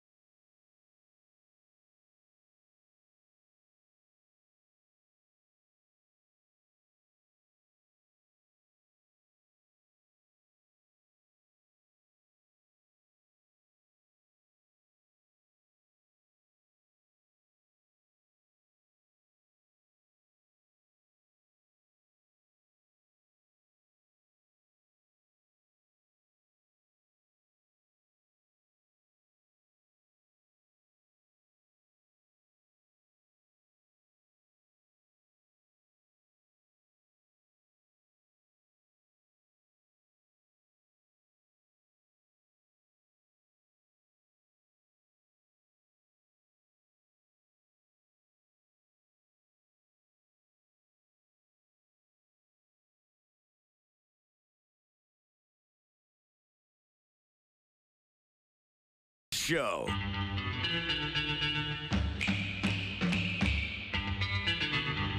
I got more money for you here in 5 or 6 minutes. It's the next keyword. Throw somebody $1,000 courtesy of the Buzzard Bookie. Your shot at the Buzzard Bike key from me this afternoon is going to happen around 5:40. Those move around, so listen to Rover in the morning. He will hand off the first key around 7:30 and then tell you when Stansbury and I are going to be doing ours day to day. I got a letter from Pam, who's a paralegal right here downtown, emailed me, and she goes, Alan, you're kind of highbrow. You own a tux. And I wrote her back. I said, I actually own 2 tuxes. Do you really? Yeah, I have a daytime and a nighttime. Now, technically, a daytime tux is kind of made up, but it is more of a modern convention. A tuxedo, technically, very much evening wear, but a daytime tux, similar cut, different shade. Yeah, because you never know when you're going to need it. You know, I've got a wedding this fall to go to, and you don't want to upstage anyone, but on occasion, I will have to attend a formal event, and that's where I'll wear it. What am I going to go rent it like I'm in high school? Come on, man. You buy one, and then you got it. Damn, I wish this event were tonight. It's not tonight. When is it? February. Why are you wearing a tux? It's after 6. What am I, a farmer? Mm-hmm. So, listen. I didn't even know that was a thing. What's a that? daytime tux? Well, like I said, it's kind of a made-up thing with fashion. Yeah. But it's become a thing. And listen, everything in fashion's made up. Sure. Right? You just take something that exists, call them something else. I have a tuxedo T-shirt. That count? Now, I've never had one of those. They look fun. It's fantastic. Yeah. But what is the point? It's just being cheeky, right? Absolutely no point whatsoever. But would anyone wear it under a jacket?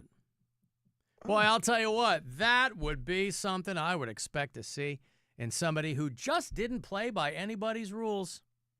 Somebody who was out there living on the edge. That's what I like to see. One of our bureau chiefs in, where was this? Texas? Somebody sent me this. Yeah, Coleman, Texas. This is smack dab in the middle of the Lone Star State. It's 3 hours from Dallas. It's 3 hours from Austin. It's 3 hours. It's a geographical oddity. 3 hours from everywhere. And this guy's ex-wife plotted to kill him. They are not together anymore. He is engaged to someone else. And they had been divorced for some time. And now this woman is going to prison. She's been indicted, and they said the case against her is pretty strong, with trying to kill him by sending him chocolates laced with fentanyl, disguised as a congratulatory engagement gift, I guess. How this all allegedly went down. The wide open backyard. That's a perk. Yeah, this is my little piece of paradise out here. But feeling safe here has been a thorn in Jeff Koth's side. A little out of my visual range. Lexi, come here. Lexi doesn't really stand guard. Well, probably not as good as she should be. And the lengths he's gone to... I went so far as I built a dummy. ...may seem a bit paranoid. Had a mask on it, and a hat, and a jacket.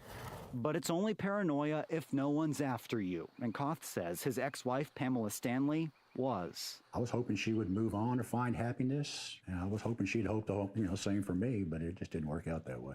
Early last year, he says he heard rumors she... Guy's putting a dummy in his living room. Because he's like, yeah, my ex-wife's always trying to, do something to me. Jesus. Move on, imagine? Bro. No! Talked about hiring a hitman. He even spoke to investigators. No charges ever came of it. It didn't really surprise me because she's kind of that way. But what... She's kind of that way. You know, my ex-wife, she's crazy. A lot of guys, my ex-wife, she always wants money. This guy, my ex-wife's always trying to kill me. She's kind of that way. She's a fentanyl-laced chocolate lady. Did shock him. The recording. Investigators say they have of her latest plan. Get some fentanyl, inject them into a box of high-end chocolates that she was going to purchase and have them mailed to me. It was just scary. What could I say? The Parker County Sheriff's Office says in a sting last week, an undercover officer provided her with a clear plastic baggie containing what she believed to be fentanyl. Her attorneys declined to comment. Relieved. Just relieved. And happy. I feel good. I really do, yeah. He got remarried last week. she's a really special woman, and I love her dearly. Investigators think the laced chocolates were to be disguised as a congratulatory gift. I'll never look at a box of chocolates the same. And he hopes he'll enjoy whatever life brings next. Good girl.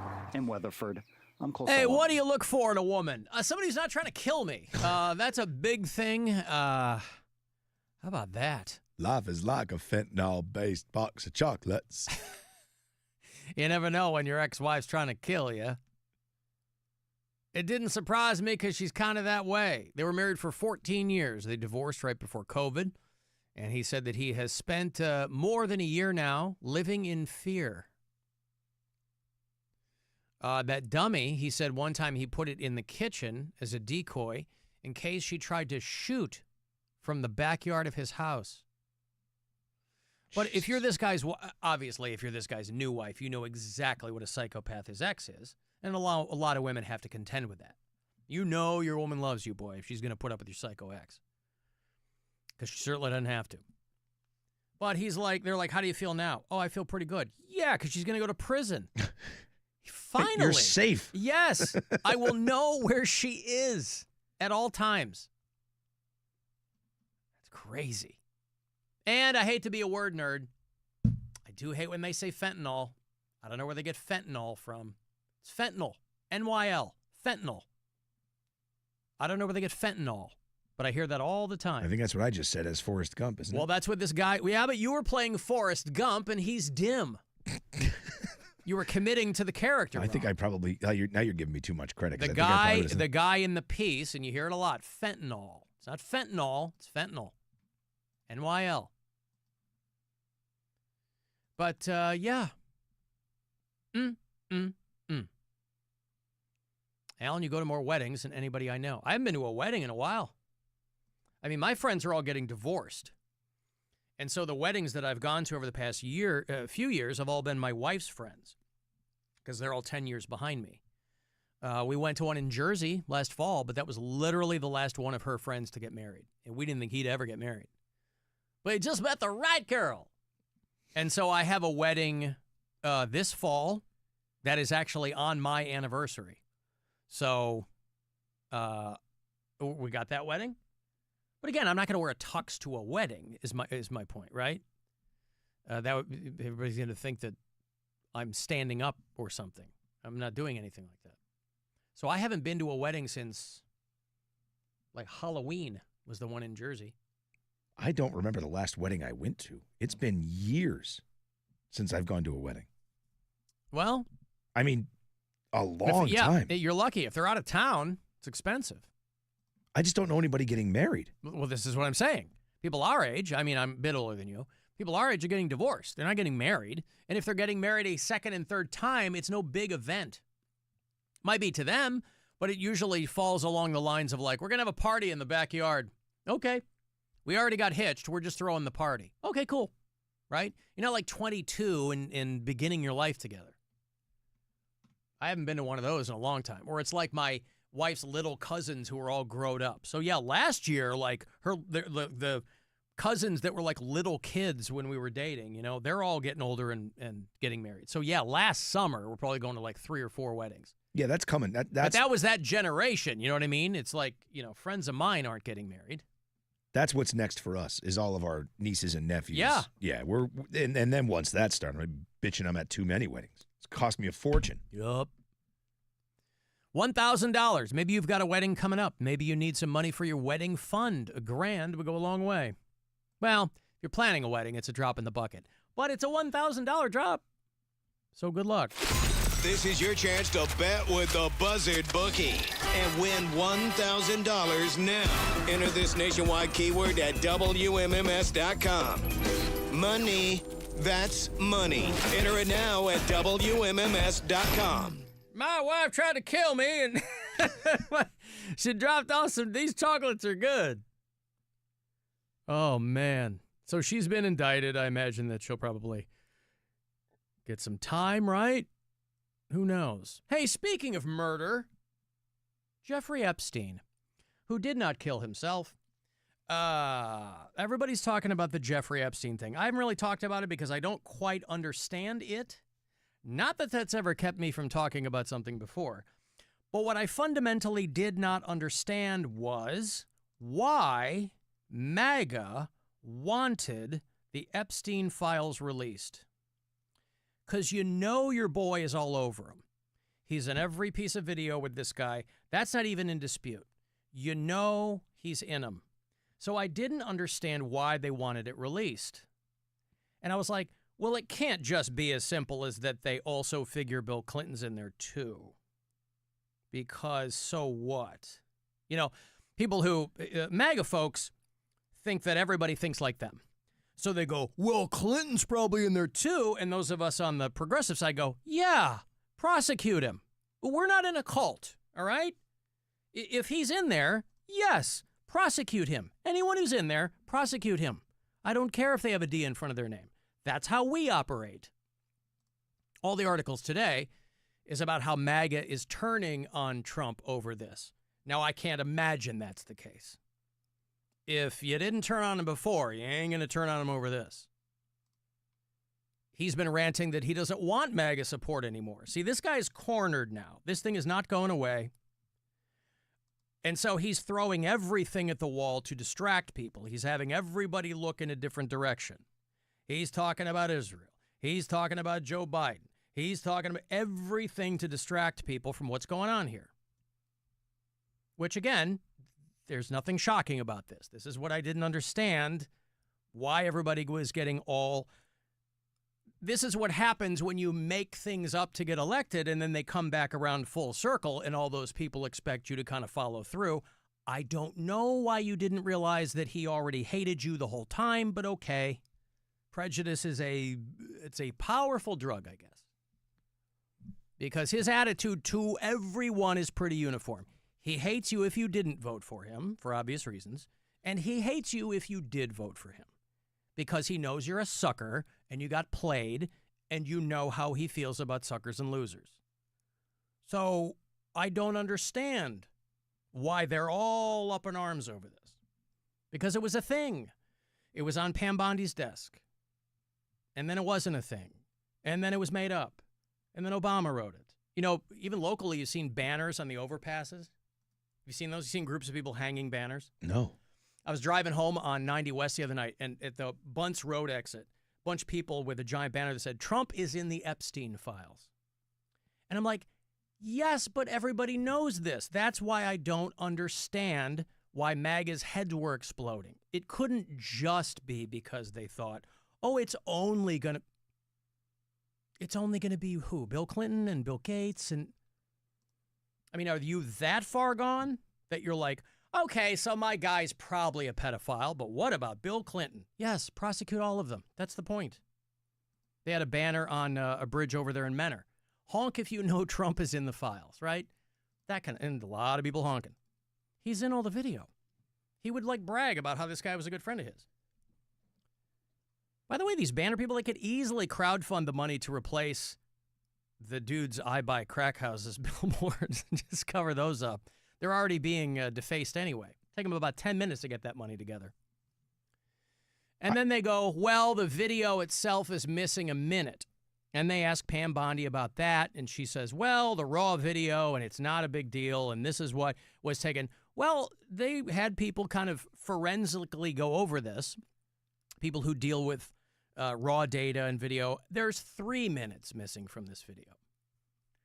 And so Ghislaine Maxwell, his right-hand woman, who is in prison for something that these people now say doesn't even exist, she's like, well, then I want out. Her testimony, she's like, I want to give updated testimony in an attempt to commute my sentence. Blocked by Congress, right? Again, Nadoy. She wants out. She goes, well, if this is nothing, then why am I in here? So they're trying to circumvent that. You know, Pam Bondi fired her top ethics person there. She probably figured, well, do you have ethics? Yes. Get out of here. And so you see these little clips of video of people burning their MAGA hats and blah, blah. It's all nonsense. So don't tell me. I mean, Kevin Spacey, we were talking about him last week because he's trying to kind of mount a comeback. Kevin Spacey's like, let's put it all out there. I'm not in there. The one guy you think would probably be in there. I want it, if it's there, which obviously I believe that it is. I just want the list to come out because Stephen Hawking being a part of it may be the funniest thing I've ever heard in my entire life. Like, how? Why? Well, didn't he knock up his nurse? I think so. But I mean, the guy can get it. What was he doing there? Well, I was talking about this the other day. I was like the same thing with P. Diddy, right? When this whole Diddy thing went down, everybody who had ever had a picture with him kind of flipped out. But when you're that rich and you have that many parties, there are tons of people or who are going to be in photos with you who weren't at your freak off. But it's guilt by association, right? A lot of people, because Jeffrey Epstein was a guy who ended up just making connections with the right people. This guy, Les Wexner, who I think was the head of the Limited Company or whatever, he was pretty much the benefactor for Jeffrey Epstein. He's the guy that kind of got him up and running. Les Wexner was, for the longest time, the richest guy in Ohio. He might still be. And, of course, he wanted to distance himself from the whole thing as soon as the whole Epstein thing kind of broke. But there are plenty of people who were hanging out with Jeffrey Epstein who weren't going to Pedophile Island or whatever they call it, right? You're having dinners with rich people. It's all fundraisers, things like that. Bill Gates trying to get a rich guy to donate money to his, End Hunger in Africa fund or whatever it is. So there's all kinds of intertwining and people having relationships that don't go to this. I'm just saying Trump is a guy who's on record, in video, quoted, all kinds of, love Epstein. He and I both like young girls and all this kind of stuff. So what I couldn't understand is why MAGA heads were exploding, that they wouldn't release the Epstein files if you know your boy is in them. Well, because I think that people fully believe the things that he was saying. He cares about me. He cares about us. He's a man for us. I think people truly believe that. Well, that's on them. That's stupid and ridiculous. The guy's never made a promise he didn't break. Well, for sure, but that's why you're seeing people burning MAGA hats. But what does that have to do with this? Because now he's like, I don't care about those people. I don't need their support. Well, it's that, but he's also a bunch of dirt bags in the MAGA. But things that have been talked about forever by both sides of the aisle about this Epstein thing, it's now being called a hoax, which is the one thing that seems so odd to me, to do that complete about face. And that's why he's losing some of those core people. See, I don't think that he is. I don't think you're losing those core people. You don't think so? No. This is where you draw the line. I mean, you don't care about kids. You're going to tell me it's about kids? You don't care about kids. They're getting ready to torch $500 million of food that was going to go to Africa or something just to do it. So you don't care about kids? I don't think it's even that. I don't think that they do. I don't disagree with that. Well, then what is it? I think it's the fact that he might be caught in something that they believe to be true. He's lying, and they don't like that because they think he's all truth. I think that that's the point. I think MAGA believes what he says is real constantly. So if he refuses to release these Epstein files, which exist, then people are saying, why won't he do that? If it's... Oh, I see what you mean. They don't think he's in it? Well, no, I think it could be... It can't be that they know he's in it and don't care. No, I don't think it's that. I think it's if he in fact is in it, why wouldn't he just be honest about it and release it? And I think that's... Because it makes you a pedophile. I understand, but saying it doesn't exist after everybody has talked about this for years and years and years and years and years is a problem. And then saying, it's not there, there's no such thing, and it's all a hoax. Yeah, I guess. Now it's just a complete about face of where it started. But I guess why this? I mean, he's lied about everything he's ever said on the campaign trail while he's at, So I guess my thing was like, why this? Why this? Because I think this is it's so in the face of, this has been out forever, and it's been talked about nonstop for years. Well, if nothing else, you got to agree with Ghislaine Maxwell, who's like, hey, if this is all made up, why am I in here? Oh, she's she's not wrong. Hey, it turns out I didn't do anything, so I guess I'm a free woman. But there's a lot of overpasses in the area where people are hanging banners, but I don't know. I couldn't get every time something comes up and they go, oh, MAGA's turning on Trump. No, they're not. No, they're not. I think this This could guy be will burn it all down before he lets himself get cornered. Well, I mean, when he's turning on people on his truths, he's going on and he's talking about past supporters and he's cursing with BS and It's all nonsense. Oh, this is where they draw the line? Nothing else. But again, I feel like they caught him in a lie for the first time because they do believe all the other stuff, right? Yeah, okay. All right, if that's what it is, then okay. Well, I guess we'll see how it plays out. I mean, I can't. I'm not a MAGA guy. Yeah. Right. I am a. But I know more MAGA in the middle people. type. As do I. Yeah, everybody does, and so I'm like, why? Now, again, I haven't had the opportunity to ask them anecdotally why it's that way. But I was like, but if they know he's in it, and they do, come on. It's not that they don't know who the guy is. They like him despite it or because of it. Not even despite it. They like him because of who he is. You're not going to convince me this is where you draw the line.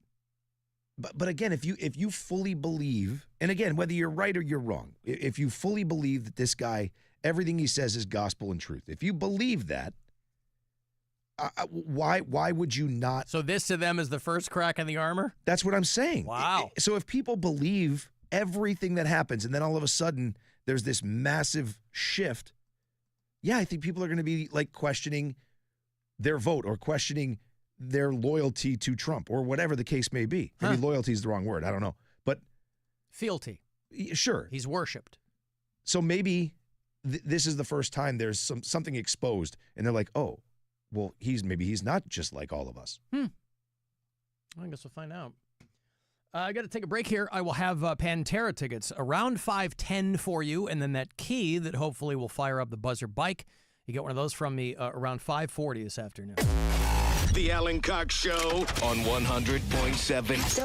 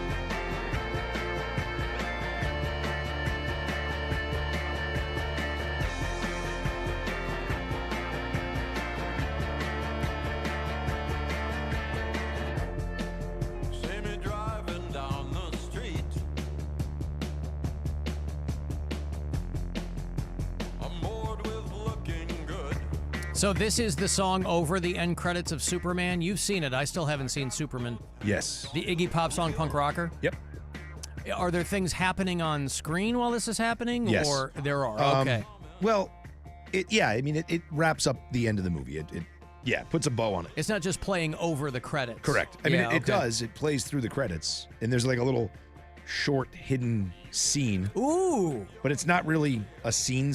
It's cool. I don't want to ruin it. Little cutscene. Okay. Little cutscene. I'm excited. I want to see this. I just haven't gotten to it yet. I love this song. And I'm not quite sure when I will, but yeah, the song is like, it's had, it's probably 15 years old by now, but it's had a couple of different lives. It was I remember it in a Cadillac commercial years ago, and that Iggy Pop voice is instantly recognizable. Yeah. I'm going to start playing it. And then on MMS? Yeah. Yeah, I love the song. And then somebody dug it up and threw it in Superman. People are posting that the new Superman movie is making people feel hopeful because it's such a straightforward, I guess, feel-good flick, right? It's breaking away from like the dark and brooding superhero movies of the past few years. Might have cured my depression, said one person said. Ever since I saw Superman, I feel great. How about that? Let's not get crazy, but I mean, that's nice to hear, though. Hope, for a lot of people feels like it's in short supply these days. Well, I will Anything say, that's going to put you there. Without question, this is the good versus evil thing that it used to be. There's not a lot open for debate. There's no gray in this movie. No. He is Superman. I mean, I listen, man. I'll say it again. I loved it. Yeah. Okay. In fact, I think I might go see it again. This is what it feels like. It feels like this is a movie people are going to see more than a couple of times. I loved it. Well, yeah, I'm excited to see it. And I've heard a lot of people crapping on it for sure. And I took some heat for my glaring. Oh, really? Crapping on it? Why? Because they want them to be brooding and dark? And no, I think people wanted more of like the movie versions of Superman.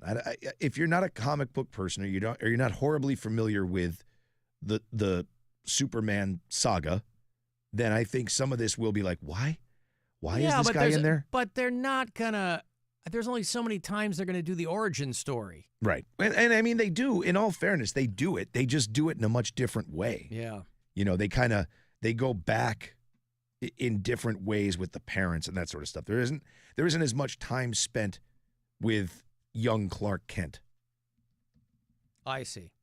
But I mean, listen, I loved it. I mean, the movie starts with like a fight scene. I mean, and then it sort of goes in that order. It's a James Gunn movie. It's awesome.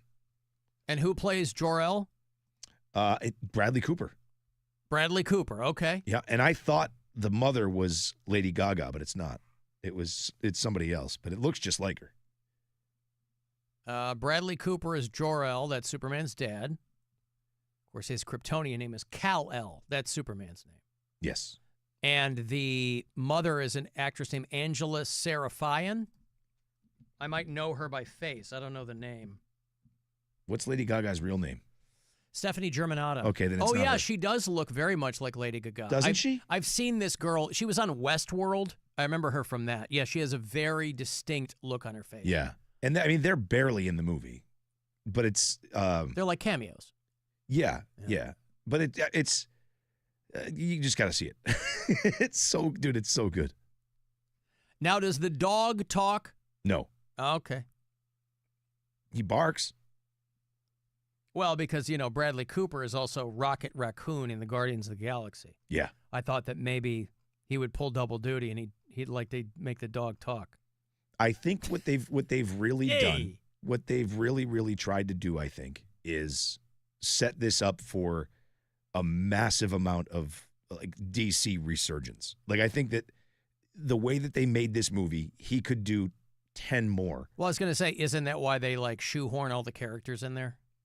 Oh, absolutely. Yeah. But again, that's the cool part about this is nothing feels shoehorned. Okay. I mean, it's prior to being called Justice League. Gotcha. You know what I mean? Like it's really again, as a comic book guy, I think you'll really dig what they did. Yeah, no, I'm looking forward to it. I just got to figure out when I'm going to have time to see it. That's a fake laugh. It's real. There's Bradley Cooper. Yeah, okay. Well, then we'll start playing punk rocker. Yeah. It's a band called Teddy Bears featuring Iggy Teddy Pop. Bears with Iggy Pop. Yeah, it's got to be almost 20 years old. In 2006. I was going to say, I remember that Cadillac commercial when I had just moved back to Chicago. So it was a while ago. Alan, you guys playing the new Deftones track? Yes. Are we? Played it every hour the day it dropped. Yeah. Yeah, it's still in. And Deftones tickets all week, too. So the new filter's in. 310 tomorrow. Oh, that new filter is so good. So good. Oh, my God. You kidding me? Yeah, threw that in today. They're opening for Jerry Cantrell this fall at the House of Blues. So you were right. That is off of the last record. But they remixed it? Yeah, it's okay. like an add-on song. Yep. It's called All the Good. Oh, it's so good. Do I have it? I have it somewhere. It's in the system. Is it? Yeah. Yeah, no big deal. I don't see it, but it's okay. Oh, I've got some sperm news. We can do that. Sperm news. What the hell of a transition. Why not? Yeah. Superman to sperm news.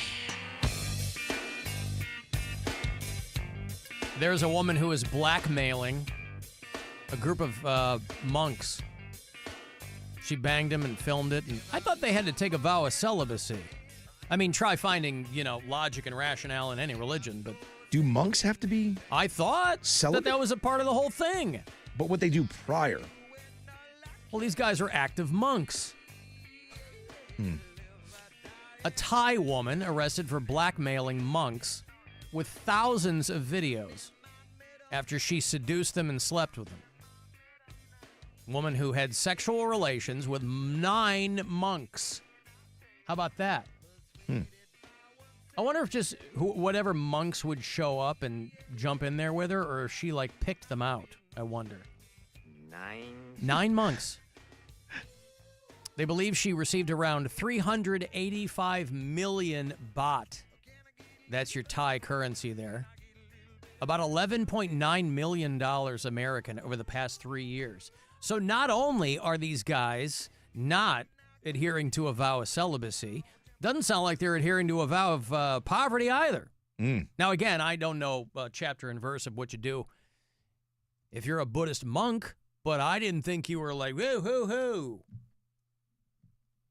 They searched her house and they found more than 80,000 photos and videos used to blackmail the monks. That's like 10,000 apiece, almost. Jesus.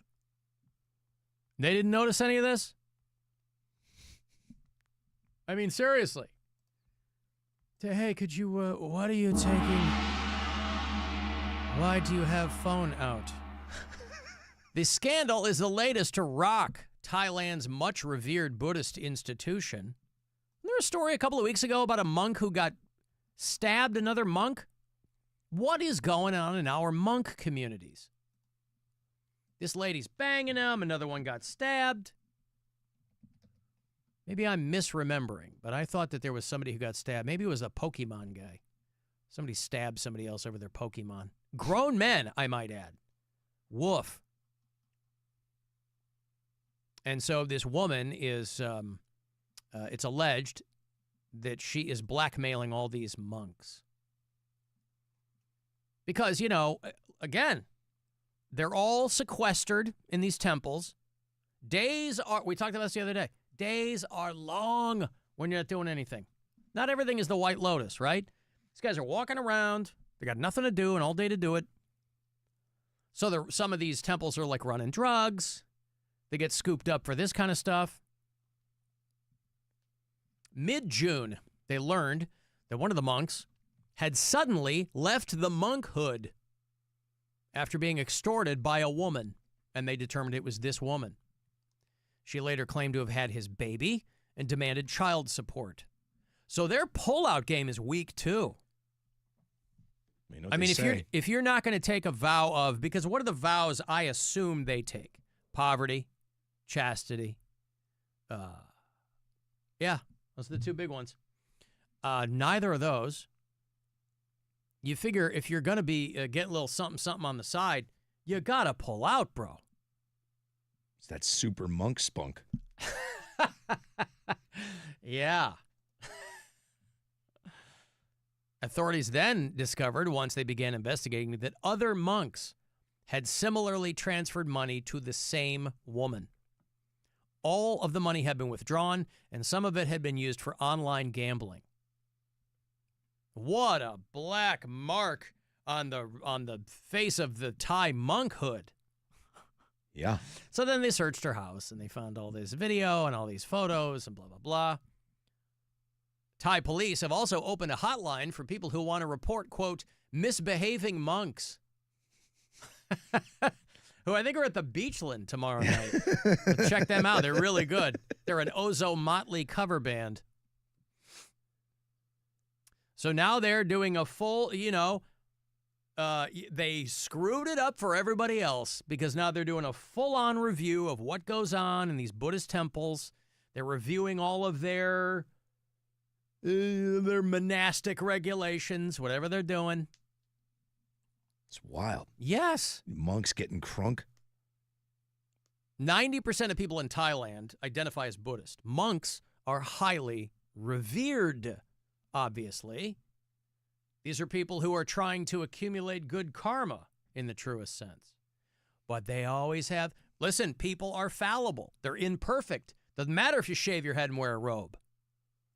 And you're quiet all day long. Left to their own devices, things can get hinky. One of the best-known monks in Thailand made a whole bunch of headlines a few years ago, and he was charged with sex offenses, fraud, and money laundering. In religion, what?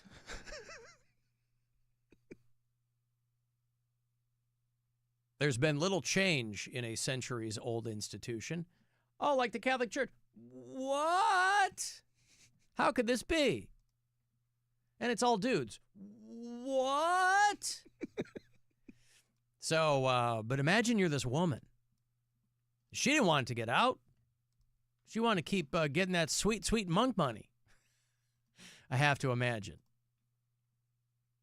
It's got to be, for the people who are kind of trying to do the straight and narrow in these organizations, it's got to be difficult when you're pissing in the wind, man. I mean, the more technology inserts itself into every area of life, your entire institution, irrespective of what your particular religious affiliation is, those institutions are just increasingly irrelevant to modern life. They just are.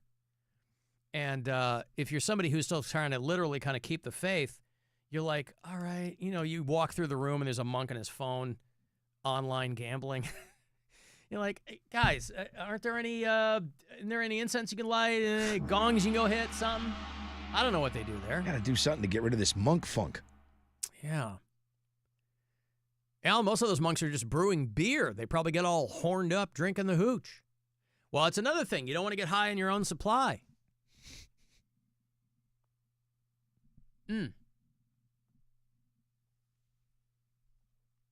9 monks is how long it takes to make a baby. Well done. Whoever sent me that, congratulations. Well done indeed.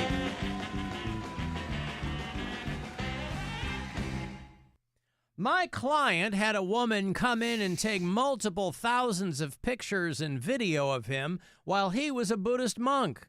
Sound familiar? Call the law office of Lindy Korn. My client worked as a busser at a restaurant, and her supervisor groped her breast while the general manager looked on and did nothing. Does this sound familiar? If so, call the law office of Lindy Korn. I wonder if she takes international clients. My client, a Buddhist monk from Thailand. Anyway, there's your sperm news for the... So just think twice if you have any aspirations of being a Buddhist monk, I guess.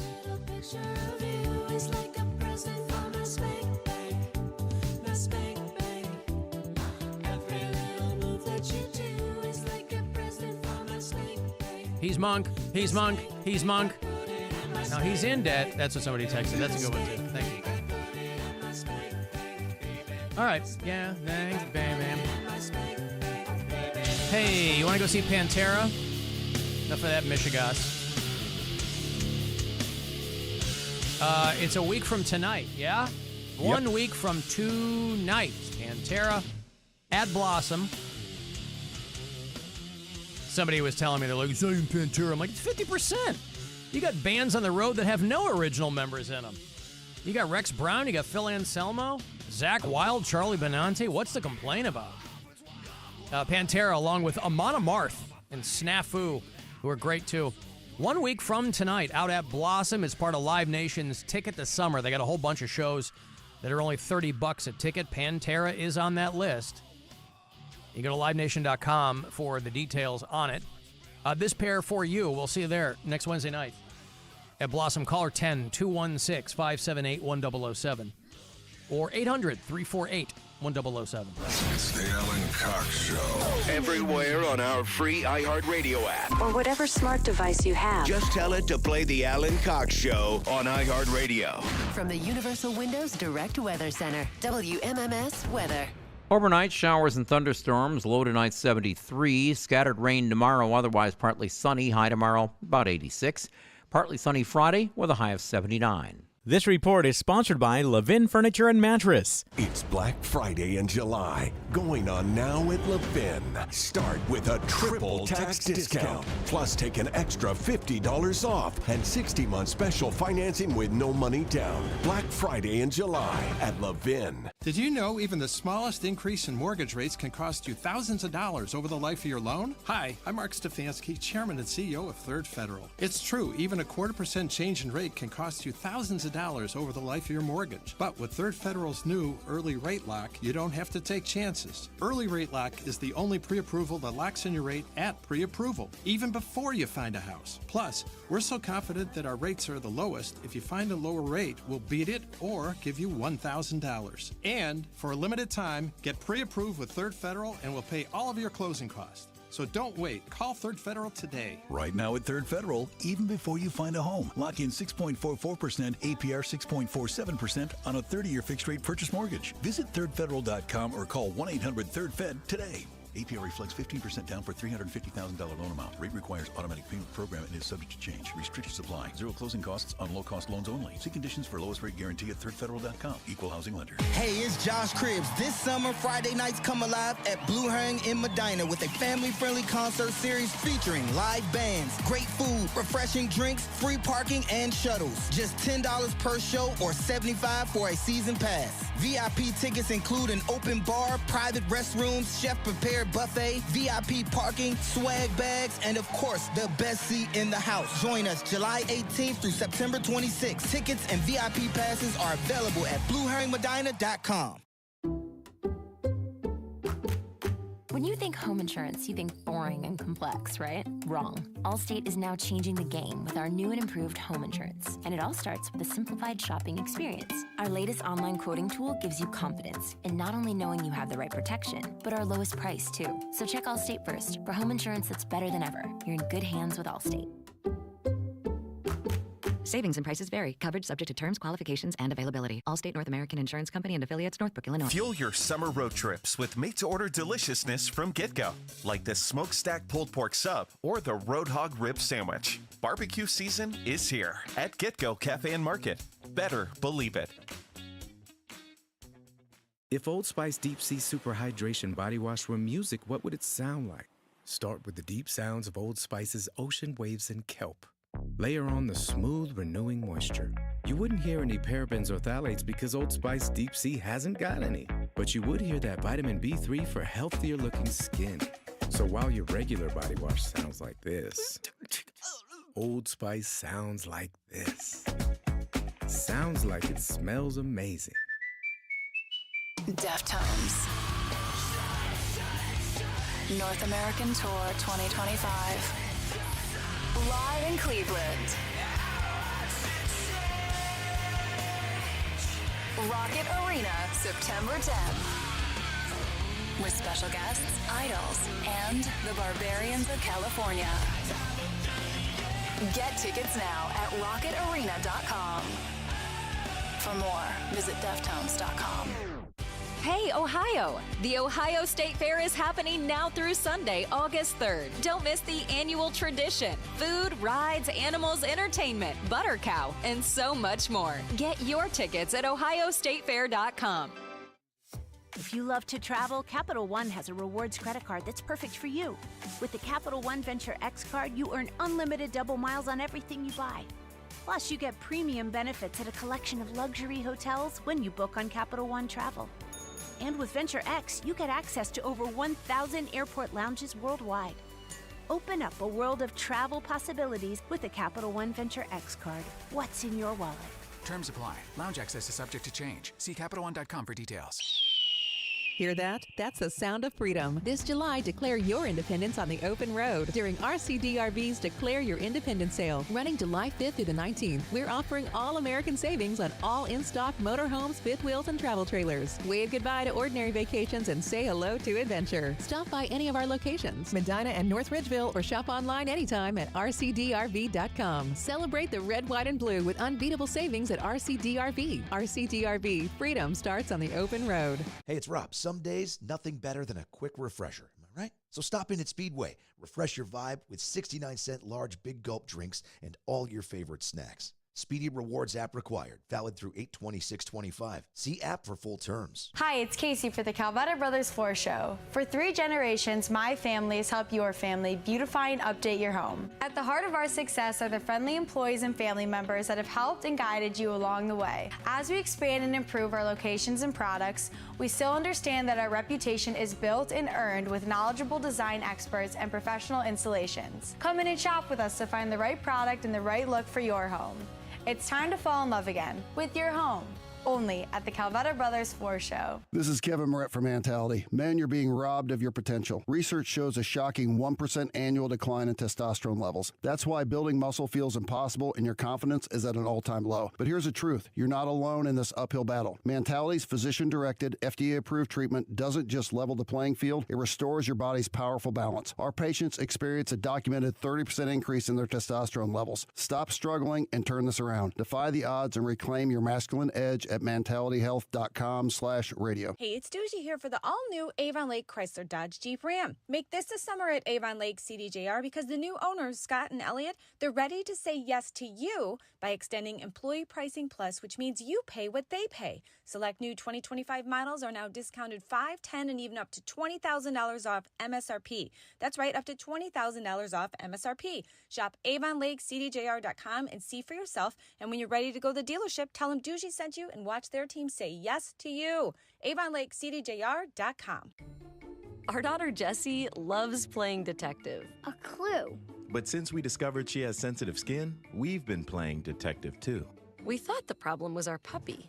But it was actually our old detergent. Aha. So we switched to Tide Free and Gentle. Tide Free and Gentle provides an excellent Tide clean, and it doesn't leave behind irritating residues like dyes or perfumes, so it's gentle on your skin. Case closed. If it's got to be clean, it's got to be Tide Free and Gentle. Traffic. From the Elk and Elk Traffic Center, if you were injured because of medical malpractice, call 1-800-ELK, Ohio. Heavy and steady traffic on 480 West between State Road and West 150th Street, where the left lane remains closed for crash cleanup. An accident reported 71 South before Bagley. Elsewhere, Lakewood Heights Boulevard and West 140th. Triscuit east of Berea. Main Market Road near Great Lakes Parkway. Word of an accident on 480 East near Warrensville Center Road. Jackie Robertson, the Total Traffic Center. This report is sponsored by Columbus Zoo. This summer, something wild is coming to your Columbus Zoo. The Columbus Zoo invites you to follow the footsteps and the tales of animals from around the world. Explore our newest region, North America Trek. So what are you waiting for? Get your tail to our trails only at your Columbus Zoo. I can't think about my Uncle Chris without thinking about the craziest night of my life. The Uncle Chris podcast tells the story of my Uncle Chris, a real character, a garbage truck driver from South Carolina who is now buried alongside the founding families of Panama. Wild stories about adventure, romance, crime, history, and war intertwine as I share the tall tales and hard truths that have helped me understand Uncle Chris. Listen to Uncle Chris on America's #1 podcast network, iHeart. Follow Uncle Chris and start listening on the free iHeart Radio app today. If he sounds super excited to see you... Hey, what's up? Remember, he is a paid performer. As a broadcaster, he's real good. Alan Cox on 100.7 WMMS.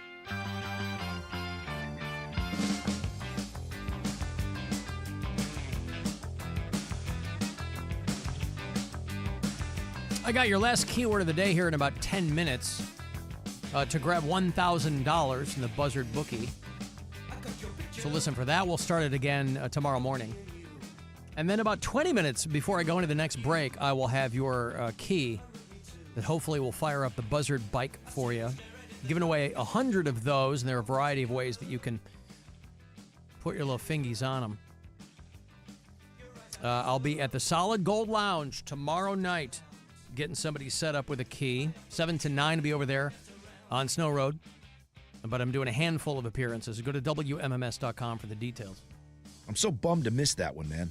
Solid Gold Lounge? Yeah, I love that place. Yeah, it's going to be a lot of fun. Going out to Akron, going to Chardon, be all over the place. I'm bringing out your co-hosts at the Ghost Show.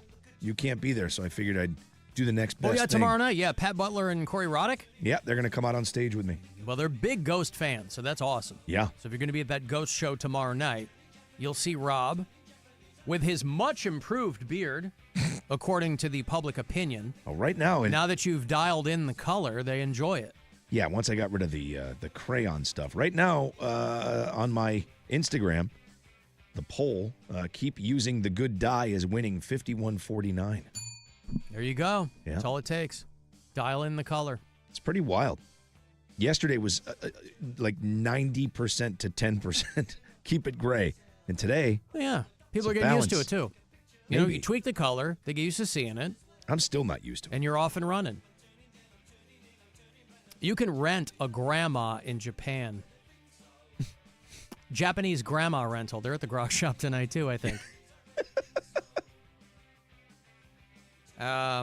A service. Japan is strange. My ex-wife lived in Japan for a number of years, and it's a very, very strange culture, right? It's this constant tension between kind of, it's very patriarchal. There's the things that everybody's heard about, the vending machines with the panties in them, and but it's also a culture that's very deeply rooted in honor, and, you kind of have to laugh as an American when you see stories like, oh, there was a CEO of a huge company in Japan who did a really bad job, so he jumped off the roof. Yeah. Whereas over here, right, it's never your fault if you do a bad job. It's somebody else's fault. But in Japan, it's a very, very different culture. And they have a huge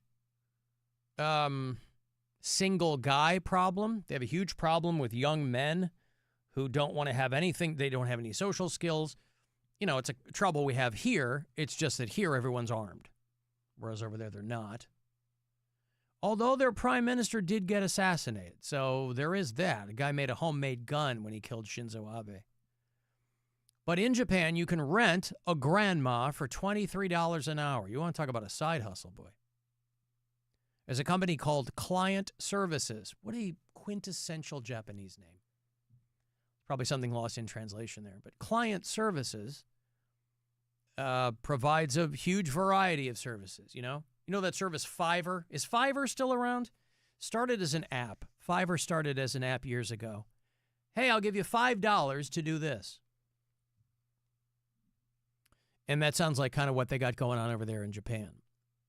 You can hire somebody to clean your house, childcare and pet sitting and all that. What really dials people in are probably like the more unique services. You can pay someone to attend an event on your behalf. Something you don't want to go to? Hire Takashi to do it. You can hire someone, because it is Japan, you can hire someone to apologize on your behalf. See, I would think that for an apology, it would really have to be you doing it. But again, it is a culture that's concerned with saving face and things like that, right? It reflects poorly on your family and on you. And so there are a lot of apologies to go around. You can hire someone to quit your job so that you don't have to deal with the awkwardness of the situation. Again, over here, when you quit your job, you pull like a half-baked, right? F you, you're cool, F you. I'm out. Yeah, I'm out. One of the most popular offerings that they're finding is called OK Grandma, and it allows anyone to rent a female senior citizen for 3,300 yen an hour. That comes out to about $23 American an hour. It's a day's pay. You can rent a woman between the ages of 60 and 94. Wow. Now, I wonder if what determines the age? Like, if I'm a client, I go, I'm going to rent a grandmother. Now, I have to think that this is also something that's probably gross. This is probably something where I don't know what kind of vetting they do, but I would imagine if you're a guy in Japan and you're like, I'd like to rent that 75-year-old for an hour, please. It's probably not so she can bake you cookies. That was my first thought. Gilf. Now, of course, it would have to be consensual, and I have to imagine that these Japanese grandmas might not be down with that. What is grandma in Japan? Oba-chan. Oba-san. So, while they lack, obviously, the physical strength to do, like, chores and things like that, I think maybe they're renting them to, I don't know. It's real unclear as to why people are renting them. Although I will say this, too. Japan is also a culture that treats their elders way better, right? Most cultures around the world revere their elders, right? They treat them very, very well. Not in this country. You put them in a corner and that's it. But, a lot of cultures around the world realize that there's so much to learn from your elders. They lived through a lot. They've got wisdom, theoretically. And Japan is kind of one of those cultures, too. So maybe they just sit there and talk to them. I don't know. Maybe they try to pick their brains. One woman said, I want to break up with my boyfriend, but I can't tell him clearly, and so I've rented a grandmother to come with me. Now that I like. Granny? Yeah. After you, please. With so many grandmothers to choose from, the clients just tell them what they need, and then the service picks the right grandma. So maybe, you need somebody to cook, and you want to pass her off as your own grandmother. I like that. I do miss my grandma. It would be pretty awesome, I think. I don't know if I would hire someone to do it, but I miss my grandmas a lot. All right. Well, I miss my grandmother, too. What do you think about this, Grandma? A bunch of assholes.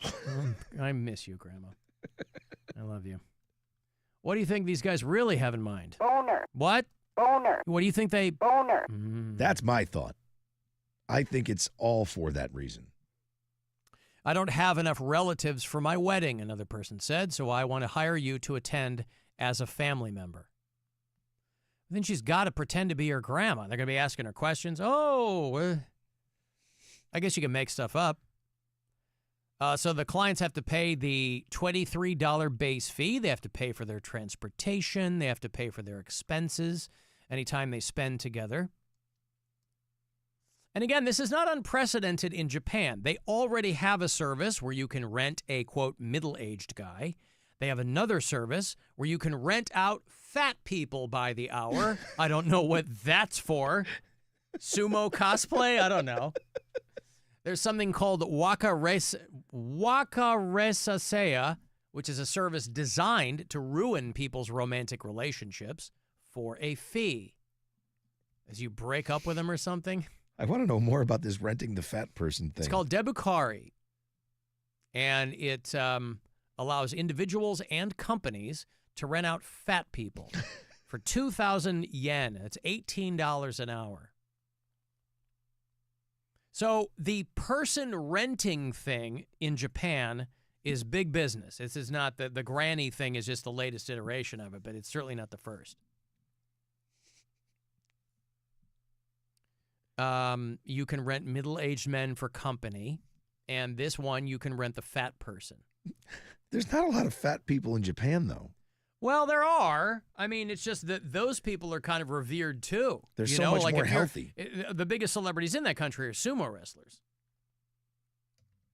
Let me do a little bit of quick conversion here. Anyone over 100 kilograms, so that's 220 pounds.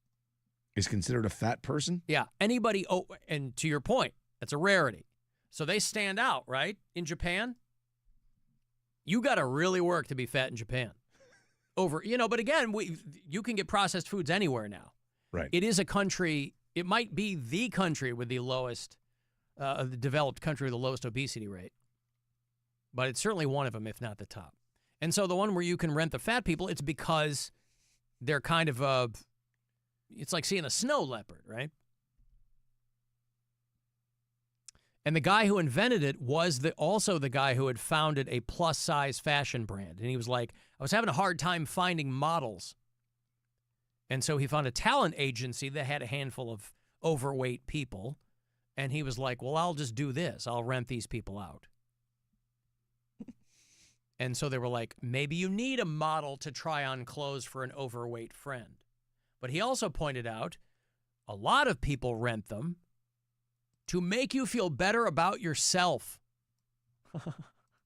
Right? You're walking around with a fat guy, and they're like, hey, look at me. I'm all right.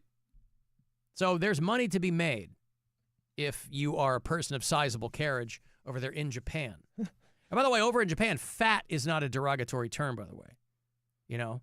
That's because it has a PH instead of an F. Sure. They just go, you're fat. There's probably a lot of places around the world that do that. They're like, you are a fat person. Plus-size people who apply say that they, can't be self-conscious about the whole thing. They want people who are in this to win it. Men and women over 18 are welcome. And they have to be at least 220 pounds. So this company has a roster of overweight people who are available for rent in several major Japanese cities. So between renting the overweight people, renting the grandmas to come and do things for you,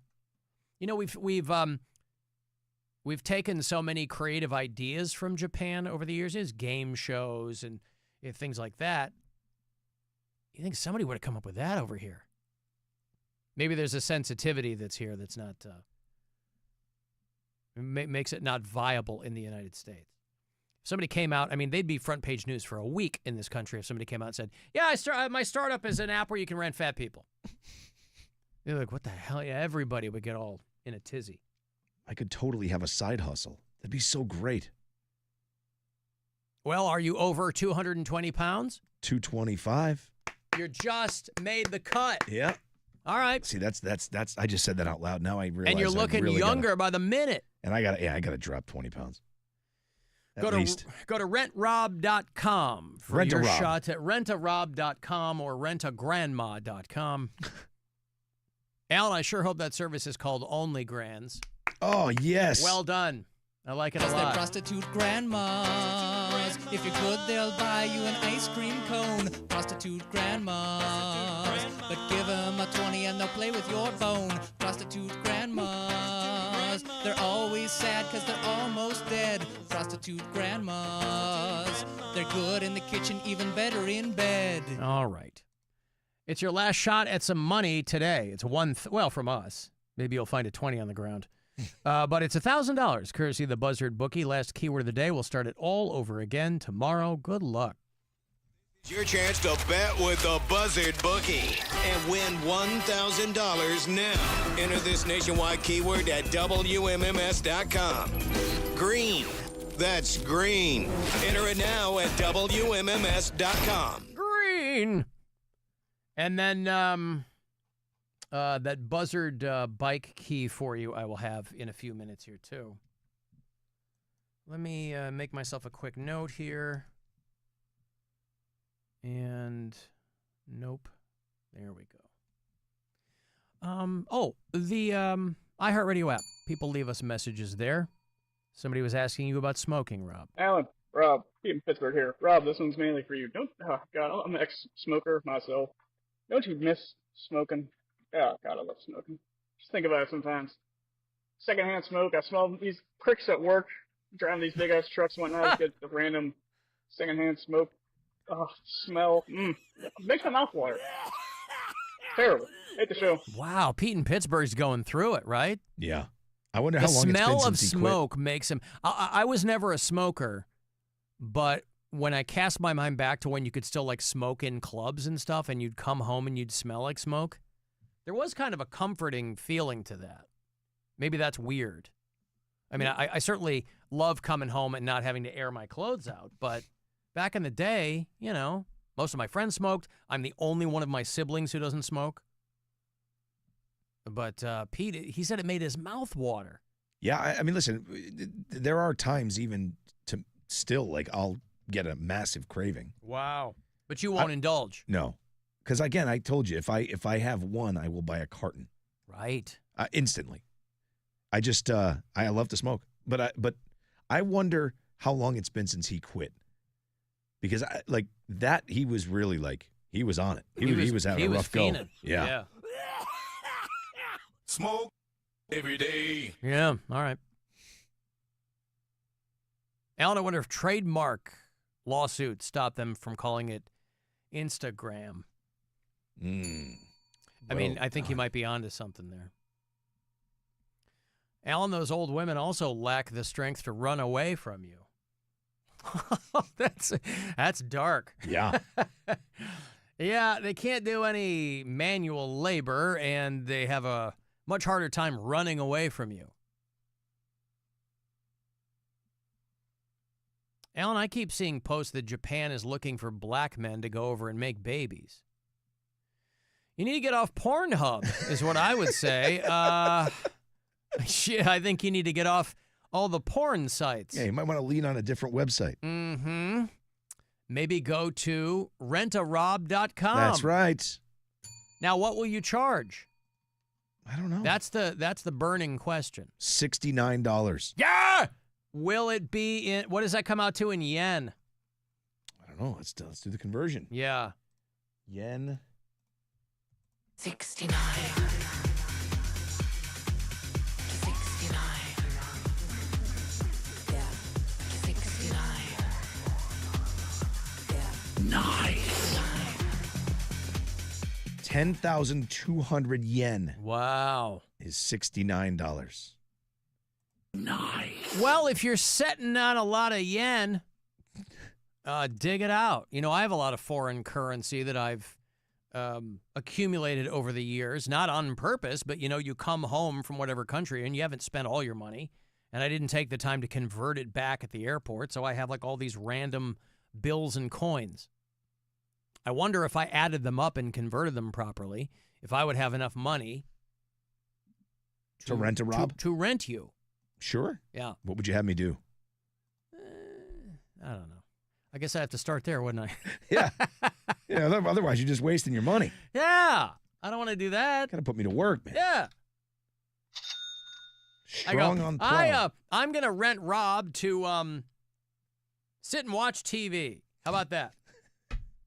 You know, if you do what you love, Rob, you never work a day in your life. Never work a day. That's what they say. Hey, how do you want a brand new Harley? Do you want me to deliver it to you? Do you want to rent an old Japanese lady to ride it up? The Buzzard Bike, Southeast Harley Davidson, Real American Beer, and 100.7 WMMS.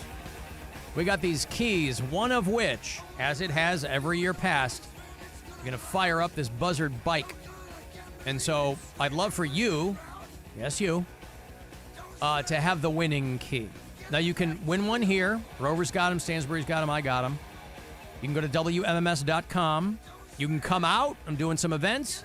Try to go one that way. I'll be at the Solid Gold Lounge in Brook Park tomorrow night. Call 10 right now. You are going to get my Buzzard Bike key today. Every morning, Rover gives his away and then tells you when Stansbury and I are doing ours. So keep your ears peeled during RMG. Caller 10, this key is yours. Good luck.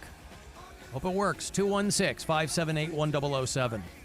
or 800-348-1007. The Alan Cox Show on 100.7 WMMS. Feel the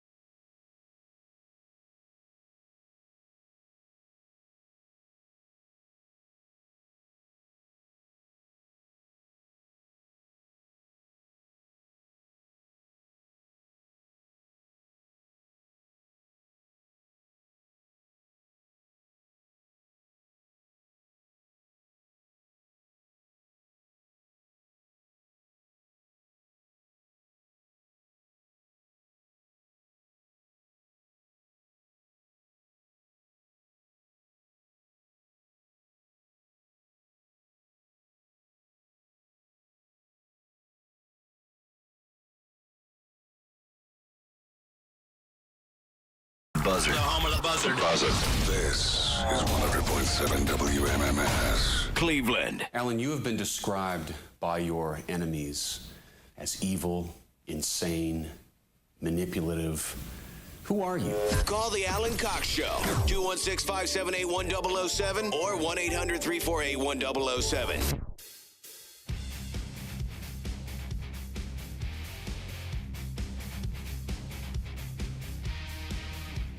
Guardians are off until Friday. Get the Corey Roddick experience tonight after 6:30. Tomorrow night, I'm going to be back at the Solid Gold Lounge on Snow Road in Brook Park, 7 to 9.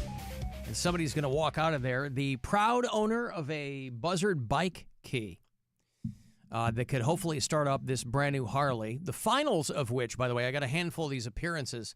The finals we'll do on August the 9th. It's Slim and Chubby's in Strongsville. That's what we did last year, yeah? Yep. Or was it the year before? Nope, last year too. Last year too, but Yep. I wasn't hosting that last year. You did last year, I think. Didn't Last you? year I did. Dieter did one year. Dieter did the first year. Okay, and then it was just last year that we did that? Why does that feel like 2 summers ago? Yeah, that was last year, and then It was the a lot- summer before was like Dieter. the last dude had the key, right? Yeah. We were down to 2 guys who hadn't gotten a key. Yep. Or hadn't started the bike up. We got down to the last 2 people. And we were all puckered. Oh, man, it was wild. That's what you want. Yeah. Yeah, you always worry like it's going to be the first one. Yeah, you So got anticlimactic. You get 100 people, and the first key fires it up. Hey, congratulations. Thanks for coming out, everybody. See you later. Thanks for standing around while we register everybody. Yeah. Anyway, you pays your money and you takes your chances, except you don't pay any money. It doesn't cost you anything. So tomorrow night I'll be at the Solid Gold Lounge. Next Friday night, the 25th, I'm going to be in Akron. I'm going to be at Finney's on the towpath. And then Saturday, August 2nd, I'm going to be out in Chardon at the Ham Bone. It was the Hamden Inn as recently as a few days ago. And now it's the Ham Bone. And I'll tell you what, you are scratching me right where I itch with a place called the Ham Bone. Because I like ham. And I frequently have a bone. Hey-o. Hey-o. It doesn't sound like something I would like, but when I was a kid and my mom would make that ham and pea soup. Oh, yeah, split pea and ham. Oh, my God, I loved it. I do, too. So It's just good. so salty. It's very salty. But Yes. it's delicious. So good. Isn't that what they used for the puke in The Exorcist? Probably. Oh, the pea soup. Yeah, sans ham. Sans ham. But Yep. pea soup. Sans ham opening for Japanese grandma rental at the Grok Shop tonight. Hello, Cleveland. We are Sans Ham. I like that. Yeah. Sans ham. Al and I misheard the URL and went to rentarod.com. Definitely not a fishing website, but I think their clientele will be similar. Somebody else sent me a screen grab. They went to rentarod.com, and it was an ad for a movie called Nerd. Interesting. Mm-hmm. So, you know, who knows? Rob. Rentarod.com. There was a guy who was crossing a bridge in North Dakota, and he sees a guy going by on a paraglider. You know, one of these guys is just like in this, he's up in the air, and it's got a parachute attached to it, or it's got a, whatever those things are. It's got the kind of little sail behind it. And the guy's filming because he's like, oh, I didn't see that every day. But the guy's flying way too low, and he goes through the power lines and, like, burns up the glider part, and the guy falls down into the river. And he's okay. They got the crew out there to fish him out. But I'm like, this guy could have jammed up the power for everybody living on. Why don't you keep your goddamn paraglider at home? God, these dummies. Just out there. Oh, well, I'm in my paraglider. Oh, please. Did you get a girlfriend? The guy posted the whole thing on Facebook. He's like, yeah, this guy was flying way too low. We too low? I heard that as I said it. Yes, he was flying. We too low was piloting. Ting Wong. Yeah. We too low. Ho Li Fook and Bang Ding Ow. Yeah, that's what he said when he hit the water. He said, bang, ding, ow. I'm going to show you the video here. This guy just standing there on the bridge. Excited to see a guy in his paraglider. Coming in way too. It's like a go-kart with a fan on the back, and it's got a sail, and the sail goes right into the power lines. Oh, no. Oh, no. Oh, cripe. North Dakota. Oh, God. Oh, that's not ideal, is it? Oh, cripe. That's not ideal. I mean, it could have been a lot worse, but I'm like, bro, is that your first time in the paraglider? Like, you don't know how low you are? Because that's what I think. I go, this guy, if he had pulled those power lines down, would have clearly, cut off power to people in that immediate area there. That was what I thought. And so they get the boat rest, Grand Forks Police Department. Good use of their resources. Yeah, we got to fish some dummy out of the river. Okay. He said the sun got in his eyes and he couldn't see the overhead power lines until it was too late. That is a fair point. I'll give him that. You lose it in the sun, right? But what are you going to say? It's a mistake. Well, I know, but he was kind of going into it looked like the sun was down far enough, though. It looked like it was sunset, where it wouldn't really have been in his eyes, but who knows? I'll give him the benefit of the doubt. But it's like, what? Hey, my paraglider's in the river. I hope it sinks. 911 emergency. Help me, please. I crashed my flying machine. I crashed my... Please help me. 911 emergency. Help me, please. I crashed my flying machine. These guys and their flying machines. Those men and their flying machines. Was that a movie or something?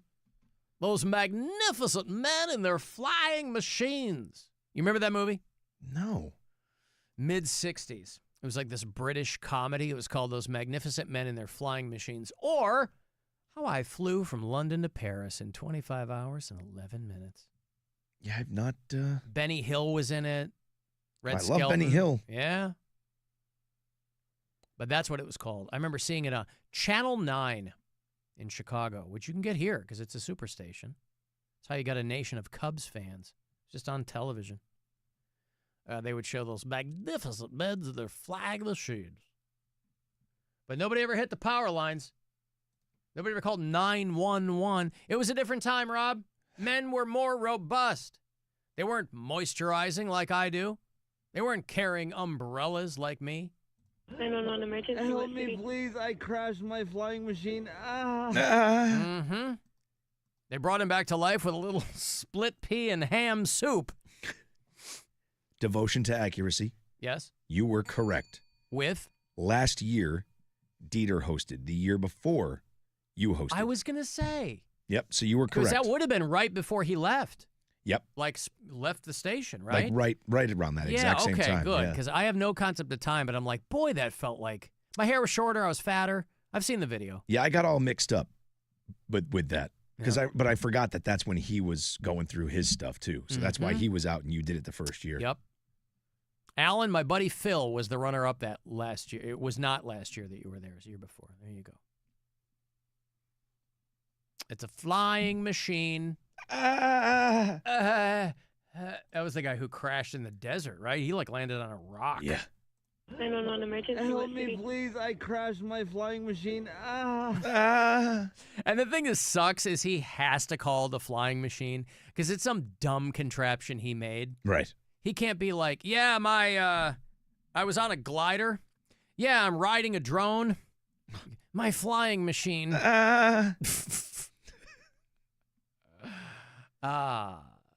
David Lee Roth did that one time, and he really got hurt. Yeah. Just a whole bunch of skips. Yeah. 911 emergency. Help me, please. I crashed my flying machine. Dave, are you hurt? Yes, I am. We're going to need you to give a statement at the precinct. I'll tell you all about it. All right. You know, he tried to tell us, but he passed out from shock before you know, oh, God, I'm running. Yeah. Yeah, that's when they took his license away. He had to walk everywhere. Poor guy. How you getting to the show? Oh, God, I'm running. Oh, yeah. You hurt? Oh, yes. So, yeah, dummy in his paraglider. I hope they charge him for the damage done to the power grid out there. The dumb dummy. Whatever. I love that. You know? No, I crashed my paraglider. Did you? Why don't you go to work? Dumb dummy. You dumb dummy. Hey, our buddy Fred Armisen, formerly of Saturday Night Live, but in a lot of things, of course, Portlandia. He would show up on Brooklyn Nine-Nine. He's a constant presence in the comedy world, and he was here not long ago. I don't even know that they talked about it very much, or that, but people seem to be running into him over at the Rock and Roll Hall of Fame. But he was part of when they rolled out that Saturday Night Live exhibit. I think he was there on opening night for that opener. You and I have gone to that. Yeah. There was no Fred Armisen there, but is that exhibit still there? I believe it is. Yes, Yeah. I think it's there all summer. And his costumes are there, though. The costumes, yeah. But Fred Armisen was part of that opening night thing. Questlove was over there. He was doing a thing in the theater, and yeah, they had a lot of cool stuff surrounding that. Fred Armisen is dropping an album. It's an album of sound effects. See, he's weird, man, and I love his weirdness. It's an album of 100 sound effects, but they're really obscure sound effects. Like he's Foleyed all these so that they're funny. Ranging from a bouncing basketball to the sounds of people booing in a small theater. Now, you never know when you're going to need these. Listen, I've been doing radio for 30-plus years, and we don't have CD players in studios anymore. But for many, many years, and people might remember this from the first days of when we started live streaming the show, we first put cameras in the studio, is I used to come in every day with 2 giant CD binders that I would plop down next to me, and I knew where everything was in there, but it was all this weirdo music and noises and things like that, in addition to all the things that I already had in our system here that I could immediately call up because I had a CD player right to my left. And multiple times each show, I would go back here and I'd flip through my thing and I knew where I was going and I'd put the CD in. We don't have that anymore. I could bring in, like an optical disc or something and I could plug it in, but that would be a big pain in the ass. But the point of this is I had binders full of effect CDs. Some I had made myself. A lot of my sound effects are things that I've recorded over the years. As is evidenced by that fart. Well, that's a most recent submission. A yes. Foley fart. A Foley Alan fart. Cox original.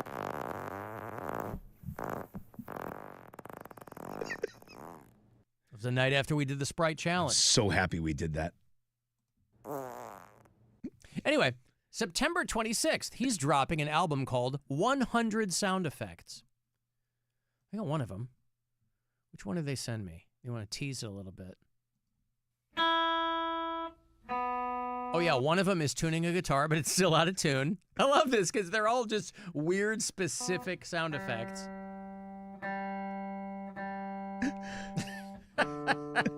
He's like, I want to do a comedy album, but it's not going to be an album of bits, but it's still funny. So on brand. Uh-huh. And also, the sound of a bar closing after the band finishes. That's another one of the... If you are not with the band, please leave. If you're not with the venue or the crew, please leave.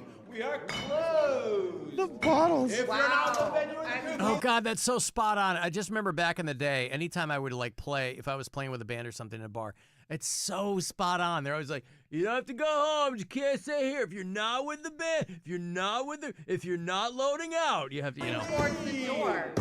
Get out. Way can I go? Thank you. Please go to the door. Did you not hear us play Closing Time? Other tracks include Businessman, On the Phone, On Plane, Still at the Gate. Haunted House Piano is another one. Let me find another track here for you. Music venues.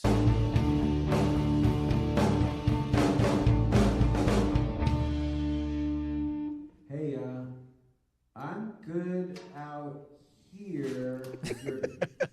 Yeah, I'm good. There you go. Sound, yeah. So the track list, I see all 100 of them, right? Track 32 is fake booing, fake applause, needle on record. Track 6 is sparsely attended show encore with someone shouting, "Where's Jim?" Oh, I can't wait for this again. It's coming out September 26th. Car door closing car rental. Car door closing, 1958 Ford. Supportive booing. Wine glass breaking with reaction. Glass falls but doesn't break. I love him. Campfire conversation. Tent zipper. Hotel refrigerator not taking anything. What? Basketball on carpet. Be like, yeah, thud. Pop, It's thud. going to be like that. Doing. Yeah. Crossing the street in Dublin. Italian woman yelling through a doorway in a small Italian town. Cutting root vegetables on a wood board. Have some fun with this thing. Oh, man. Anyway, we've got to wait until September 26th. But Fred Armisen, Fred previewed that on Seth Meyers a few months ago, somebody said. Yeah, those guys are always, collaborating and stuff. Documentary Now, he and Hader and Seth Meyers. But I don't watch Seth Meyers. I like Seth a lot, but I never watched that show. I always forget he's on. Yeah, kind of. I mean, I'm just not watching. I mean, who's on now? Colbert, Kimmel, although he takes like the summer off. You know, people forget Jimmy Kimmel's been on for like 25 years now, so he can pretty much do whatever he wants to do, so he takes the whole summer off. But I'm just not watching those shows at night. No. And you don't see a lot of Seth Meyers clips. I think that's the thing. Like, you see a ton of Jimmy Fallon stuff. Like, they're always cramming that stuff into your feed. Uh-huh. But you don't see a lot of the Seth Meyers stuff. Alan, the constant David Lee Roth and that lawyer bitch clips get super old. It gets boring. Dave, are you super old? Yes, I am! I don't know what you're talking about, sir or madam. Do you think it's super boring that we keep going back to the well, Dave? Oh, yes! All right. Have you ever thought about public office? Oh, God, I'm running! Oh, yeah! Oh, good. Well, we need some fresh blood in the political system. I'll tell you all about it. Oh, you have no idea what complaining via text does to me, because I am just juvenile enough to really drill down on the thing you don't like. Yeah. Just not going to go the opposite way. Now, is that a failing on my part as an entertainer? Of course it is. If you tell me that you tune into something and you find it boring, I'm going to do it way more than you ever wanted. If you had just kept it to yourself, you'd be fine. But you had to tell me. My client complained to HR that her boss asked her for sexual favors. When she said no, he said, relax, enjoy it. Does this sound familiar? If so, call the law office of Lindy Korn. Dave, does this sound familiar? Oh, yeah! Did you bring your whistle? All right. Are you done? Run on one more time! Oh, one more time. Oh, okay. That's...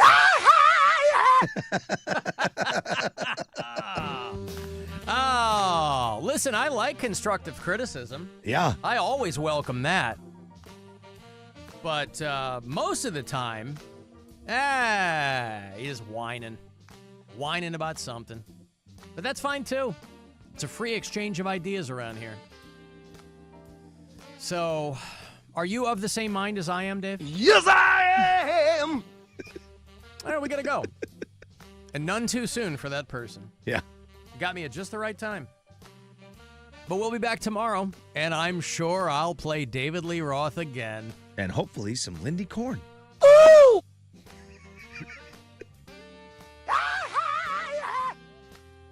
I like where he keeps going. That's not the one. I don't know which one. All right. The Corey Roddick Experience after 6:30. Guardians are not back on home turf until Friday when they'll play the A's. Where can people gaze at your gorgeous beard in the off hours, Rob? And vote too. WMMS Rob on Instagram. I'm Alan Cox Show on all of your most popular platforms and a lot of your unpopular ones. And the program, if you listen to it, it shows up wherever you get podcasts, but on the iHeartRadio app, you can leave us messages. After Hours Line 2, you want to drop a voicemail, 216-986-8903. Email me for anything at alancoxshow.com. And I guess that's it. We'll talk to you again tomorrow. Thursday already, tomorrow. Wow. Another Buzzard bike key, more money from the Buzzard bookie, more tickets to join us for Captain Fun's Floating Fandango. All of the details on all of that. Go to the contest page at WMMS.com, and I will see you in hell. And now I must leave you as the Brady Bunch is on, and I find 4 of those children incredibly arousing. Get out of here. Be careful of what you say. Be careful in every way. Be careful of what you do. Big Brother is watching you. Be circumspect and discreet. Stay light on your mental feet.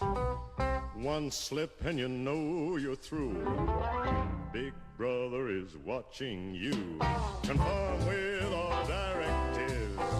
Remember, obedience pays.